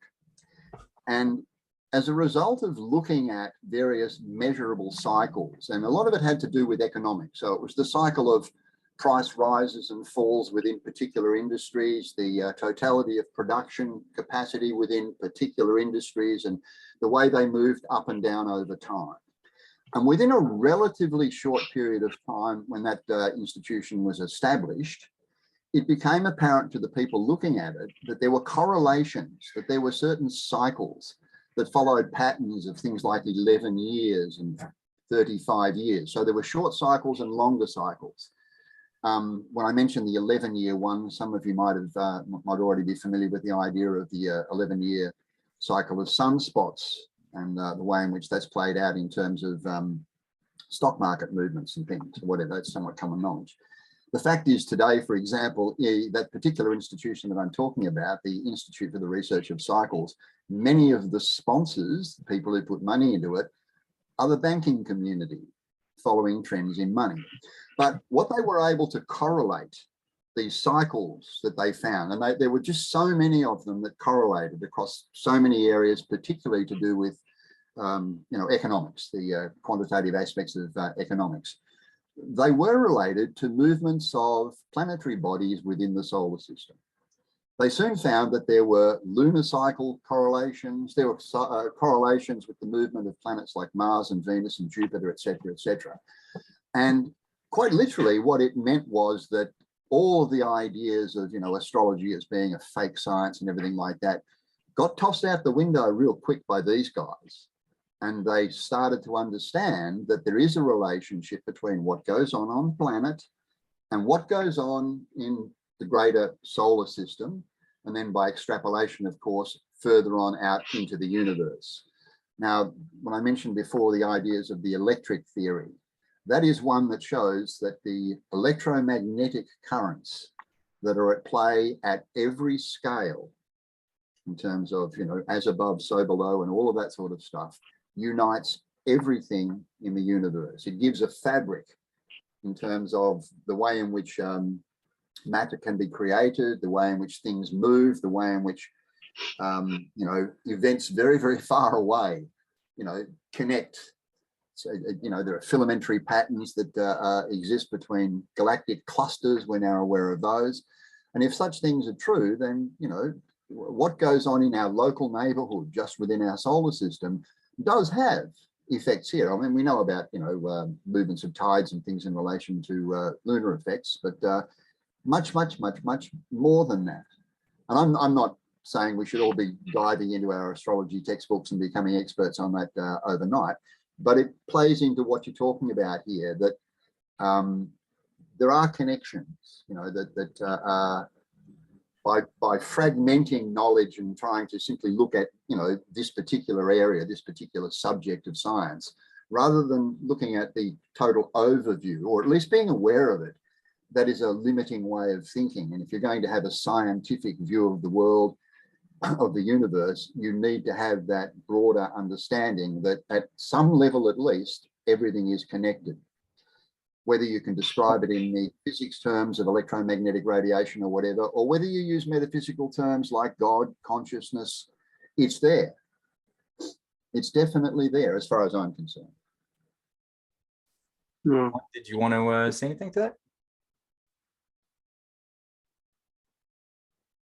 Well, I would say that I know that the word mysticism is a polysemic word. So maybe we should make the distinction precisely between Vernadsky, mysticism of Vernadsky metaphysics, versus Blavatsky mysticisms. Mm-hmm. Or even Velikovsky. Yeah, because I think that's one of the nexuses of, when I was speaking of the fact that we should make an investigation why an excellent and outstanding education system might derail. I think that one of the core clue, or one of the core pathway in which we have to be very careful here, is that in the metaphysical world, we can either be in a very clear top-down organization that I call Vernadsky metaphysics, or Plato's metaphysics, or simply metaphysics, and the wishy-washy theories or shenanigans or balderdash coming from Blavatsky mysticisms, which are more incantations maybe, or a special kind of storytelling, serving the oligarchical purposes. And I think that one of the core dialectical couple is precisely what we discussed maybe half an hour ago, between the Promethean attitude and the Zosian attitude. Another way to express it, and I stop here, is metaphysics versus mysticism, or to be clear and not let place to any ambiguity, Blavatsky mysticism. Yeah. Yeah, I think for me, that's really not, I like the way you pointed that out, just to clarify the potential unnecessary ambiguity in the minds of a lot of people. The thing that I've noticed that the oligarchy will always do is they'll try to find a system of explanation that they trick their victims into adopting, which negates or prevents one from having any realization of the existence of free will and the sacredness of the individual personality in shaping processes of change in historical currents. To the, so they basically absolve us of our own individual power to play a role in the flow of history and activate our potentials. So to either like do that or to disrupt that. And there are a lot of things, like I know you got like Leontiev, you've got Schumpeter, you got a lot of these cyclical economists who have been promoted by the forces of evil, ultimately, to promote ideas that there is like just everything is run by these cycles. And it's like these cycles are true. Like there are cycles within cycles in the universe. That's obviously, and it's electromagnetic currents are obviously fundamental, even more than the material component. That's like, that should be normal science. That shouldn't be like fringe science. That should just be, that's science, right?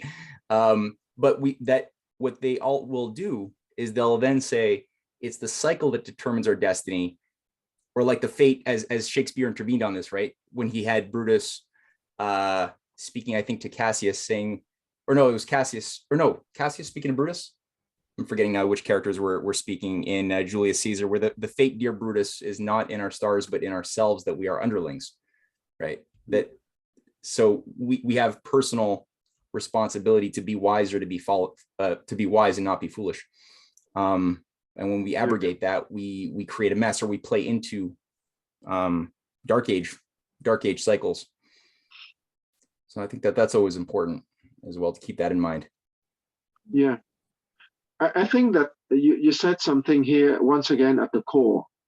Cycles have been observed, but they are not inevitable. Mm-hmm.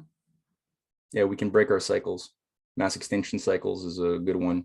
Every so often there's been observable, like they've done Fourier analysis on fossil records and have found that there are these periods of mass extinctions every, 38 million years. And then there's other more subtle mass extinction cycles that they've discovered, again in Fourier analysis. And 99.9% of all living species that have ever existed no longer exist, even before human beings appeared on the scene. So it's like we are the first species that have exhibited characteristics that allow us potentially to break an extinction cycle. No other species has been able to do that except us. It doesn't mean we will do it. We could be foolish and just let an asteroid hit us, of course, but we could break it. And that's interesting that we have that power. Oh yeah, that is. The interesting part about those cycles, Matthew, is that they often coincide with movements of our solar system in relation to the entire galactic plane. Yeah, absolutely. From what we know of it, exactly. Yeah, when we move through it and above to the so-called like upper part of the galactic plane, it seems something very disruptive to life happens, hits us, and when we go below it, we have a certain protective field that creates sort of calming periods where there's a thriving. So there's things that again, animals can't form concepts of these cycles within cycles and act and change their identities according to these higher, more sensitive, subtle waves of history. So we can do it. And that's, I think, the basis of a real solid morality of a society is, can we live as more than the sum of our parts, right? Because we're all going to die, we're born, there's moments before and after which we physically exist. But can we shape ourselves to act upon processes that may occur long after we die, but our personal life has contributed to helping those future beings that haven't even been born yet to have greater power to live and live well. And that's a moral person. That's a wise person who can do that. And people who don't are really good, they will just tend to fall into mob herd behavior as candidates for fascism every single time. Well, also too, you know, like when this, like the spirit is always moving, and this watering hole was really good for a while, but then the spirit moves and creates a, you know, a new watering hole. But people are so, and this is a lot in the Christian history, is that the worst advocates of any new movement was the movement before that had the revival. They were the more, you know, they were the ones that were persecuting and the ones that were moving on to this new watering hole, if you want to call it. So that's kind of something very prevalent in a lot of the Christian history. Sure. Is and that adaptability, you know, it's, the spirit is not static, it's always moving and changing, and you have to, it's learning to flow with it.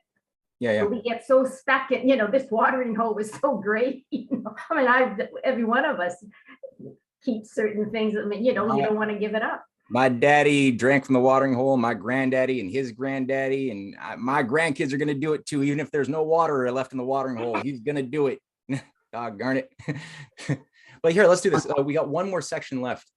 And then we can shift gears for next week, where we're going to read the evolution of species and living matter as the follow-up. But later, let's wrap this essay up. All right. 119. Biogeochemistry, in its greater part, the objects of which are atoms and their chemical properties, ought to be ascribed to the category of the general sciences. However, as a subdivision of geochemistry, that is, the geochemistry of the biosphere, it appears as a science of the second type, that is, associated with the small, more circumscribed natural bodies of the universe, with the Earth, or in the more general case, with the planet. But in studying the manifestation of atoms and their chemical reactions to our planet, biogeochemistry fundamentally transcends the limits of the planet, and basing itself, like chemistry and geochemistry, on the atom, it is thereby involved with more potent problems than those simply characteristic of planet Earth, namely with the science of the atom and with atomic physics, but the very foundation of our understanding of reality in its cosmic dimension. This is less clear with regard to life, which is studied by it in its atomic aspect. Do the problems of biogeochemistry also here transcend the boundaries of the planet? How far out do they emanate? Yeah, Exactly. So yeah, Tell that to the transhumanists. Yeah, they really are offended by that concept, because they deny that life is a principle. They just think of it as a material expression of chemicals that can be then modified by a chemist and a social engineer, right? Whereas Vernadsky and people who I think have access to their sanity are able to recognize that life is a principle, and it's something which expresses itself when certain conditions materially are met in a material way, but it is not, life is not in the thing itself. Like that, you know, a dead rabbit and a live rabbit might weigh the same and look the same and be made of the same stuff, but one has a very different set of circumstances animating its atomic and molecular, you know, parts, whereas the dead rabbit is in a state of decay. It's absent life, but the life principle is still everywhere, would say a Vernadsky. And so it'd be interesting to see, where does this occur on other planets, right? This is why we need to have like a robust exploration process as a political economy, which is what JFK was awakening as a political economy of society, would be a society that founds itself not on a race for diminishing returns, but a leaping beyond the limits to our knowledge by making new discoveries and victoring it around the idea of going to the explore what's going on. Why are all of the moons of Jupiter different? Why do some of them move in one direction and some of them move in another? And why does, like, there's so many anomalies to explore and so many interesting things we might discover if we had a serious, space program that actually meant something. Like our own moon, for goodness sake. Hmm? Like our own moon, which orbits the planet perfectly circular orbit such that we only ever see 60% of the land surface area of the moon. Well, that's interesting about China, right? Is that they're actually the first, they're the first country to actually land on the far side of the moon, where there's this abundance of helium-3, which is the best type of isotope, of the best type of fuel for fusion. If we were gonna ever harness fusion, which we obviously will at some point, one truckload of helium-3 from the moon could power society today at our having everybody living at the highest possible life expectancy for a year. One truckload. Who wouldn't want that? Bill Gates. Hey, there you go. You sometimes wonder if these transhumanists have ever even seen a corpse, because you think they have this idea that they could somehow digitize things. But as you said, if you look at a dead corpse, it's obviously not what the human that it was. It's not itself, ironically, because it's only itself. It's not quickened, and so they don't have any grasp of the soul, which is really weird. No, in their mind, I think you're right. I think that a dead corpse and a living body would be pretty much the same thing, because they think of the whole as the sum of its parts, which a corpse is. As soon as you're dead, you become the sum of your parts as the whole body. Whereas when you're alive, that's not the case. There's something transcendental due to the fact that we have this thing called soul, which is more than any individual part of the body. Yeah, that'll handle that. Yeah, you even look at that hideous strength. I know you just did a thing on that. They thought they could like power up this head because they had like artificial saliva in it, right? And it was really not doing anything. Right. Yeah.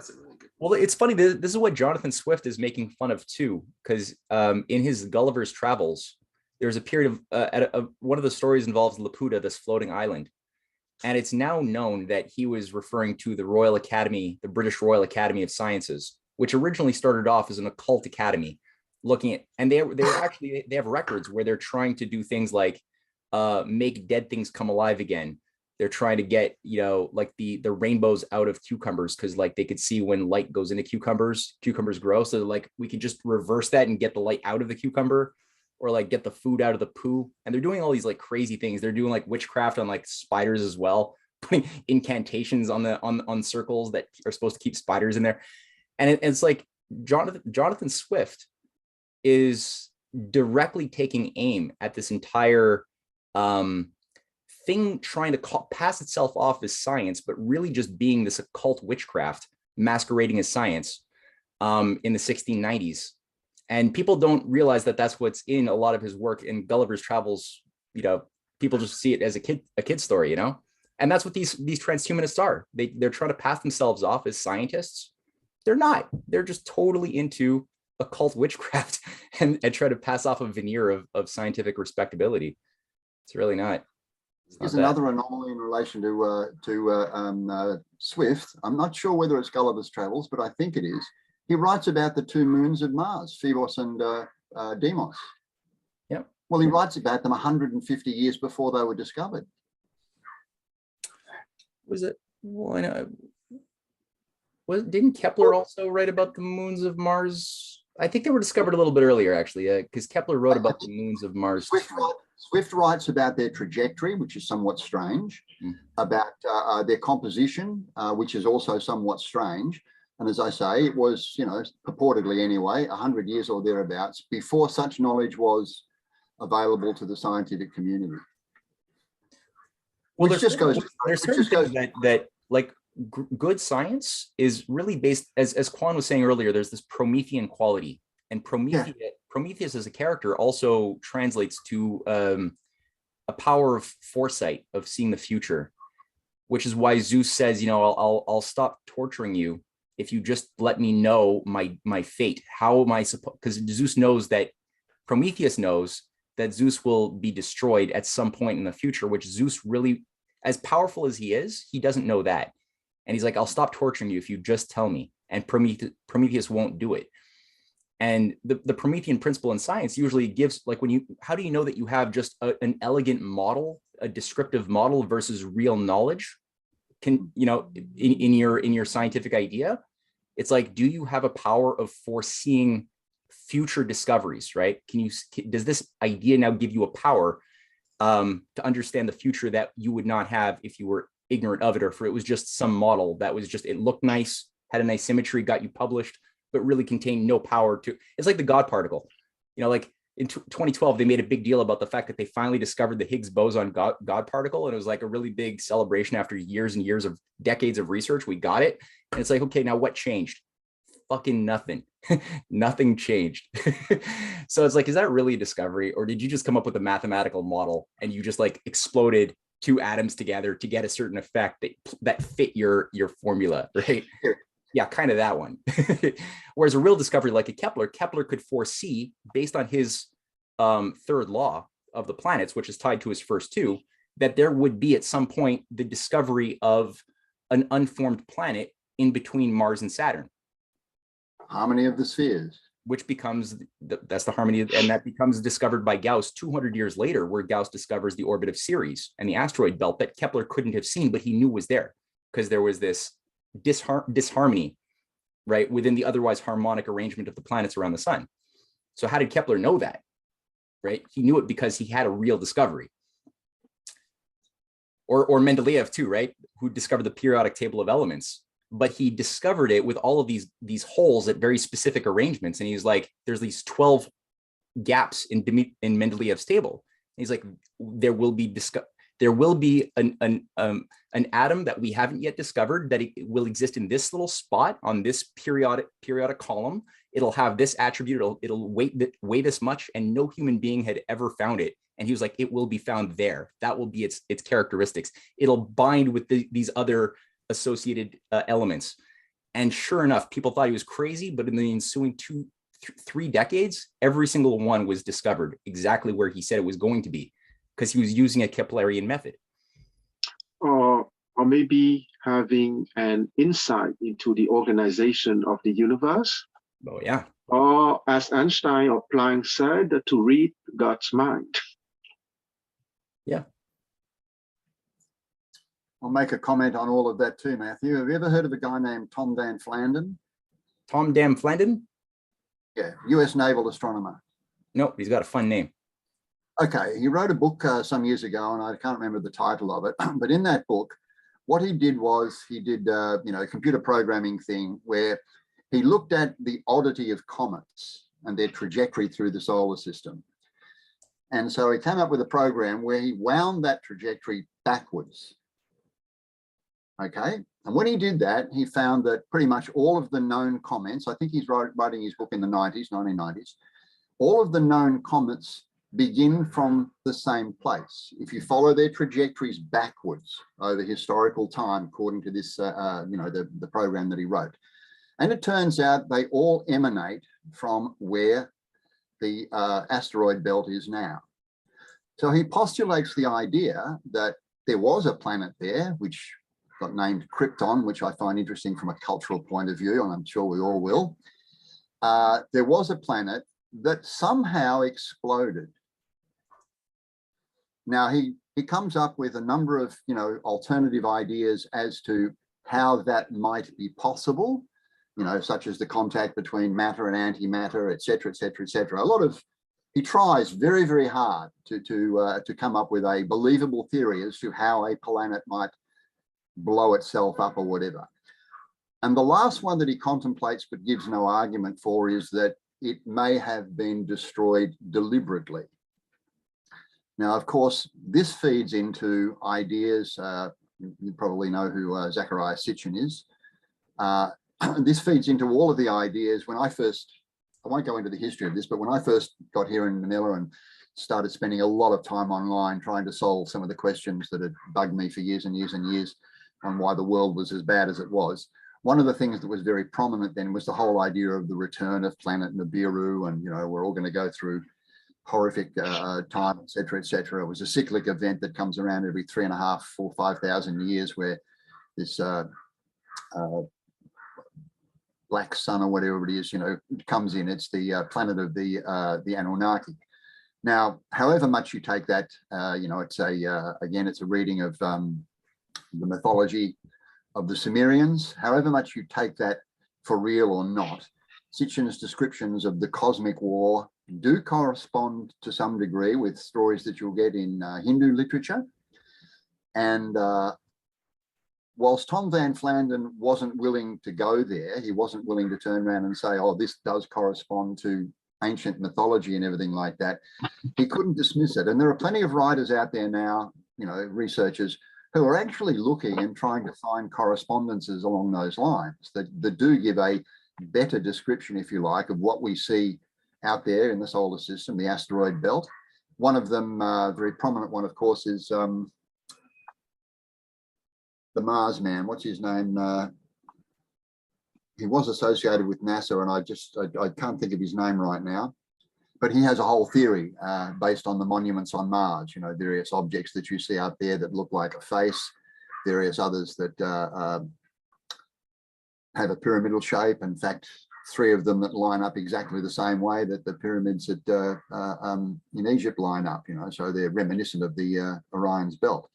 A lot of anomalies that have been photographed by Cassini mission, et cetera, et cetera, et cetera, that I'm not mounting an argument here to say that, the idea of an ancient cosmic war is definitely true. What I'm saying is that there are connections that people are starting to make, dot connecting, if you like, that would be worth looking at to see whether or not there is any connection. Is there the possibility of a previous civilization that fought a war of some kind, of which a lot of the devastation that you see on Mars geologically can be explained that way? And was it the result of the destruction of a planet by Marduk and Tiamat and the tales from ancient Sumeria? I mean, are they actually talking about something that they're remembering? I think one of the things we're going to make a lot of progress on is like every single field of science has been so subverted by the Malthusian takeover of the late 60s, early 70s, which sabotaged, they basically canceled the space program. They canceled all of the initiatives that were going into fusion research. Everything was derailed in order to keep us in this uncreative little box of scarcity over the past 50 years. So we had the sort of like legs cut off of us while we were in the race. And now we've been told we could speculate on all of these things, but we're not allowed to actually build like scientists are getting so old and dying who had real knowledge of, the geometry of the atom from the 1950s and 60s, who had real life experience. They don't exist anymore. And the new generation is being trained off of mathematical probability statistics and computer modeling. No real experimental knowledge is being developed. So we're allowed to speculate, but we can't test out our thoughts. So I think when we can finally overcome this oligarchical sort of wet blanket holding down the fire, you're going to find, when we actually start taking actions and exploring again, like we used to, the cosmos and the atom, the small cosmos, we're going to be able to quickly see which theories hold weight and which ones looked good, but they didn't. We got to test them though. And so that's the point, right, of human political economy, is to give people the ability to test their thoughts and then filter out which ideas work and which ones don't.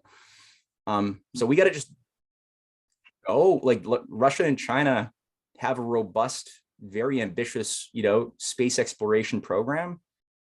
We should even India.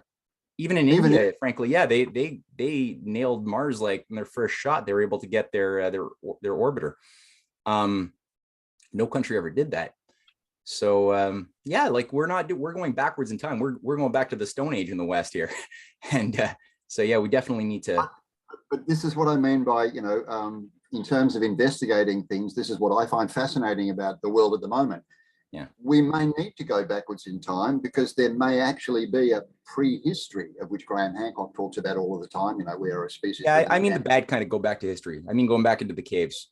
but it may well be that there are lessons to be learnt from that prehistory that we're only just beginning to rediscover in a lot of cases.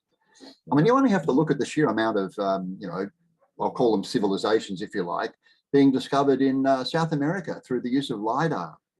They fly over, parts of South America, particularly over the jungle areas, and they look underground and they find, gee whiz, that looks like the remains of a city, and it looks like it was big enough to house maybe 50 or 100,000 people, for goodness sake. I mean, these kind of discoveries or rediscoveries, I mean, so that is a modern discovery, of course, the use of LiDAR, but what are they using it for? To rediscover potentially lost civilization. I mean, I find all of these connections going backwards and forwards into the future and into the past absolutely fascinating. Mm-hmm. A lot of it is, like that whole Nibiru thing, like flash all over the internet, in 2013. A lot of it is speculative nonsense.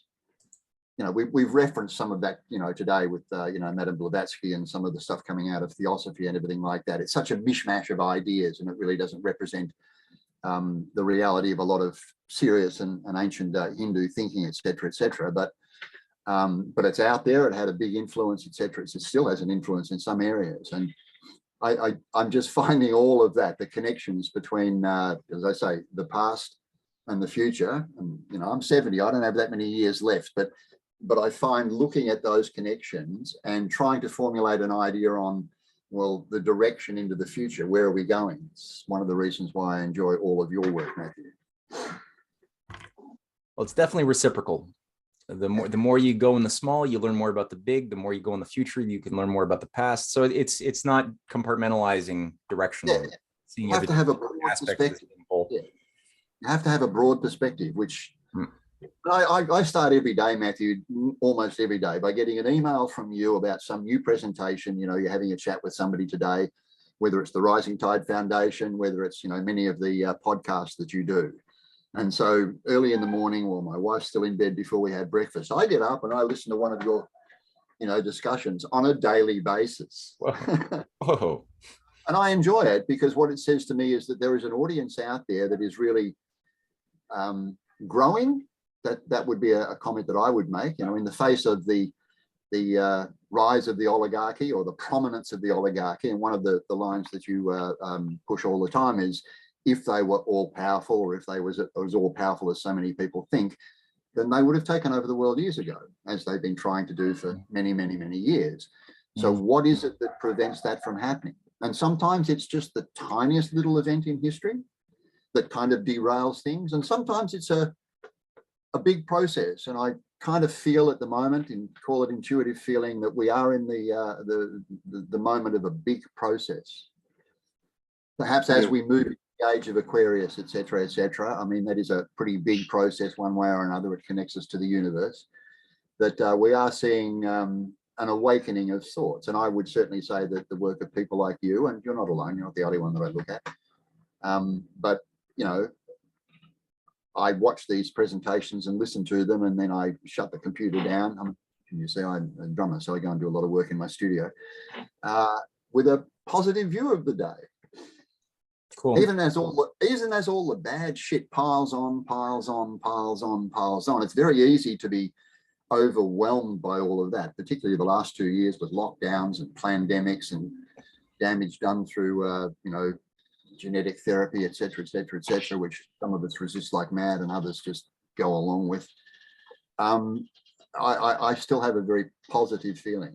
I have an optimistic view. I think that we are seeing a general, I don't want to say an awakening because that just sounds too new age for me, but a thirst for knowledge, and the kind of knowledge that you're providing at the moment, the depth of your work, the research, the fact that, as it's commented a lot of times, you're never sitting there looking at notes. This is all coming from your memory, which says, that sometimes I have post-its you don't see. Yeah, I know. Yeah, we all do. But you've done an enormous amount. No, I agree. I mean, I think that that's like Martin Luther King said, right? That you can appreciate the light when you've been in the darkness, or it's only when you've been in the darkness that you really appreciate the light, is the way he said it. Same thing for oxygen too. You know, we take it for granted how great this oxygen is, and sometimes we can only appreciate it when we've been underwater a little too long. So I think our society's definitely spiritually been we've When we burn our fingers in the fire. deprived of a lot of spiritual oxygen for a while. So there's a hunger definitely as the oligarchy is showing their hands. And people are it's becoming very difficult. You have to try extra hard nowadays to ignore that, where it used to be a little bit easier a few years ago to ignore that. Yeah, the light that shines reality in dark pressing on us. places. Huh? Light that shines in dark places is becoming stronger and stronger and stronger. Oh yeah, absolutely. So we just have to take our time right now to be better and better instruments of the truth as best as we can, and build those muscles up, because we're agencies of a higher power, right? So we might as well be as tuned instruments as we could possibly be for the creator, and try to make that resonate and make it contagious. Yep. What else are you gonna do, right? So One thing that I've noticed though, I was thinking about like your books. So I've been reading, so we've been reading your books, and you get this feeling through history that we're so close to getting somewhere. But then I start wondering, what if the alternate Matt Ehret, the eugenics Matt Ehret wrote the Clash of the Two Americas from the other point of view? It's probably the same way. They're like, oh, we're so close. And then we just missed it because of that stupid Roosevelt came in and jacked everything up, right? Damn Prometheans. Yeah, we almost got our total world of stasis, our dark age renaissance. Yeah, so it kind of makes you hopeful as well that they're having the same problems we are in a way. Yeah, that makes me happy too, that they're feeling a certain amount of rage, that they keep coming close and they never quite get this fantasy land utopia that they've got in their ivory tower. They just can't can't quite get it. It's kind of, it's comforting in some way. Yeah. Yeah, the idea of Yuval Harari becoming the master of philosophy on this planet is just too frightening to contemplate. Or laughable. Yeah, totally laughable. That's the embodiment now of modern Western civilization somehow. It's sick. And look what it's produced, right? Like I brought this up on Rogue News today on with V and CJ, and they've got like now situations where young girls, like this girl is poor girl, she's like 22 years old in Germany. She's trying to get the laws changed in Germany so that she's going to be allowed to marry her model airplane Boeing 747. It's about that big, like maybe 4 feet, 5 feet big. She's in love with this airplane. She wants to marry it, and they take it seriously. This is a mainstream media coverage of her fight to change the laws so that she can marry her airplane. There's even like a picture of her on the bed in her underwear with the airplane. They even put that in there. What does she think she's going to do? Give birth to bloody jets? Yeah, like this girl needs help. She needs like serious help, and instead we're actually like putting this thing up as like, huh? We used to put them in homes and say, poor kid. Yeah, now this is like becoming a freedom fighter or something. I don't know.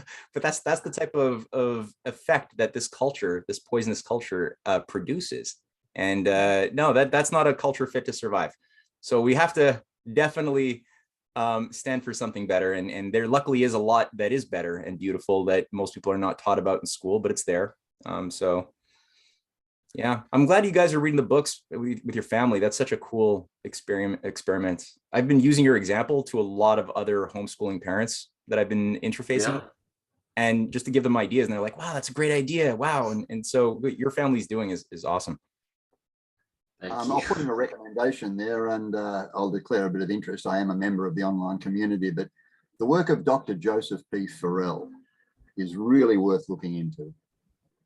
If you're not familiar with him, Matthew, I am familiar. And there are things that he's going to disagree with you about, particularly, for example, FDR. But I think, the line of thinking of a lot of his work, particularly his work investigating the Nazi International, et cetera, and that's good. Some of that is fascinating. Yes, agreed. There's good things. Well, you take the little bits of whatever, because as you say, it doesn't preclude anything else. Each has its validity. You look good. Yeah. Try to look. and you can take what is valid for you from each of Yes. these different perspectives. Yes, I think that's good words to live by. Yeah. Mhm. Guys, this is a very pleasant Oh. Tuesday night, and we'll go back to our regularly scheduled Wednesday schedule. And this Sunday, Cynthia is going to do her part 2 of C.S. Lewis, going into Paralandra and that hideous strength a little bit more. So that should be a lot of fun. Declan, did you get a chance to watch part 1 yet? I did not. I'm gonna Of have course to you didn't. go. Oh yeah, I didn't upload it yet. Okay, I'm going to do that by Oh. tomorrow night. It'll be Okay. online. All right. Yeah, For that one they're too. great books, by the way. Oh my God, I had no idea. Yeah, another side of C.S. Lewis. I had no idea. I was just reading the Screw Tape letters. Every night I'm reading one, and they're just so good. They are really good. Surprisingly good philosophy. You know, he actually the reason why he wrote the space series was a little deal he had with Tolkien. They had a little deal together that they were going to do like space stories and time travel stories. And C.S. Lewis ended up doing his space series, but Tolkien never actually did any time travel. He did the Lord of the Rings instead. Well, he used this time well, nonetheless. Yeah. Oh yeah. All right, guys. Yeah, okay, so, Until next time. yeah, and All what's the next one in this series? Is that evolution or something?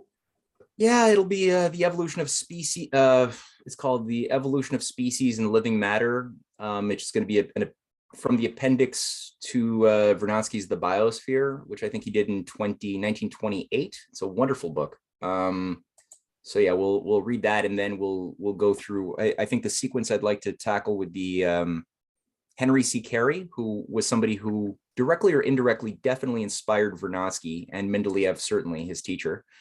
And Carey's work on physical economy is key. So I've got a couple of essays, or maybe I'll take out a couple of segments from his Unity of Law book from 1871, and then we'll read something by LaRouche. I definitely want to incorporate that in the flow, and I got a few other ideas. But if you guys have suggestions too, yeah, throw them my way. All right. Sure.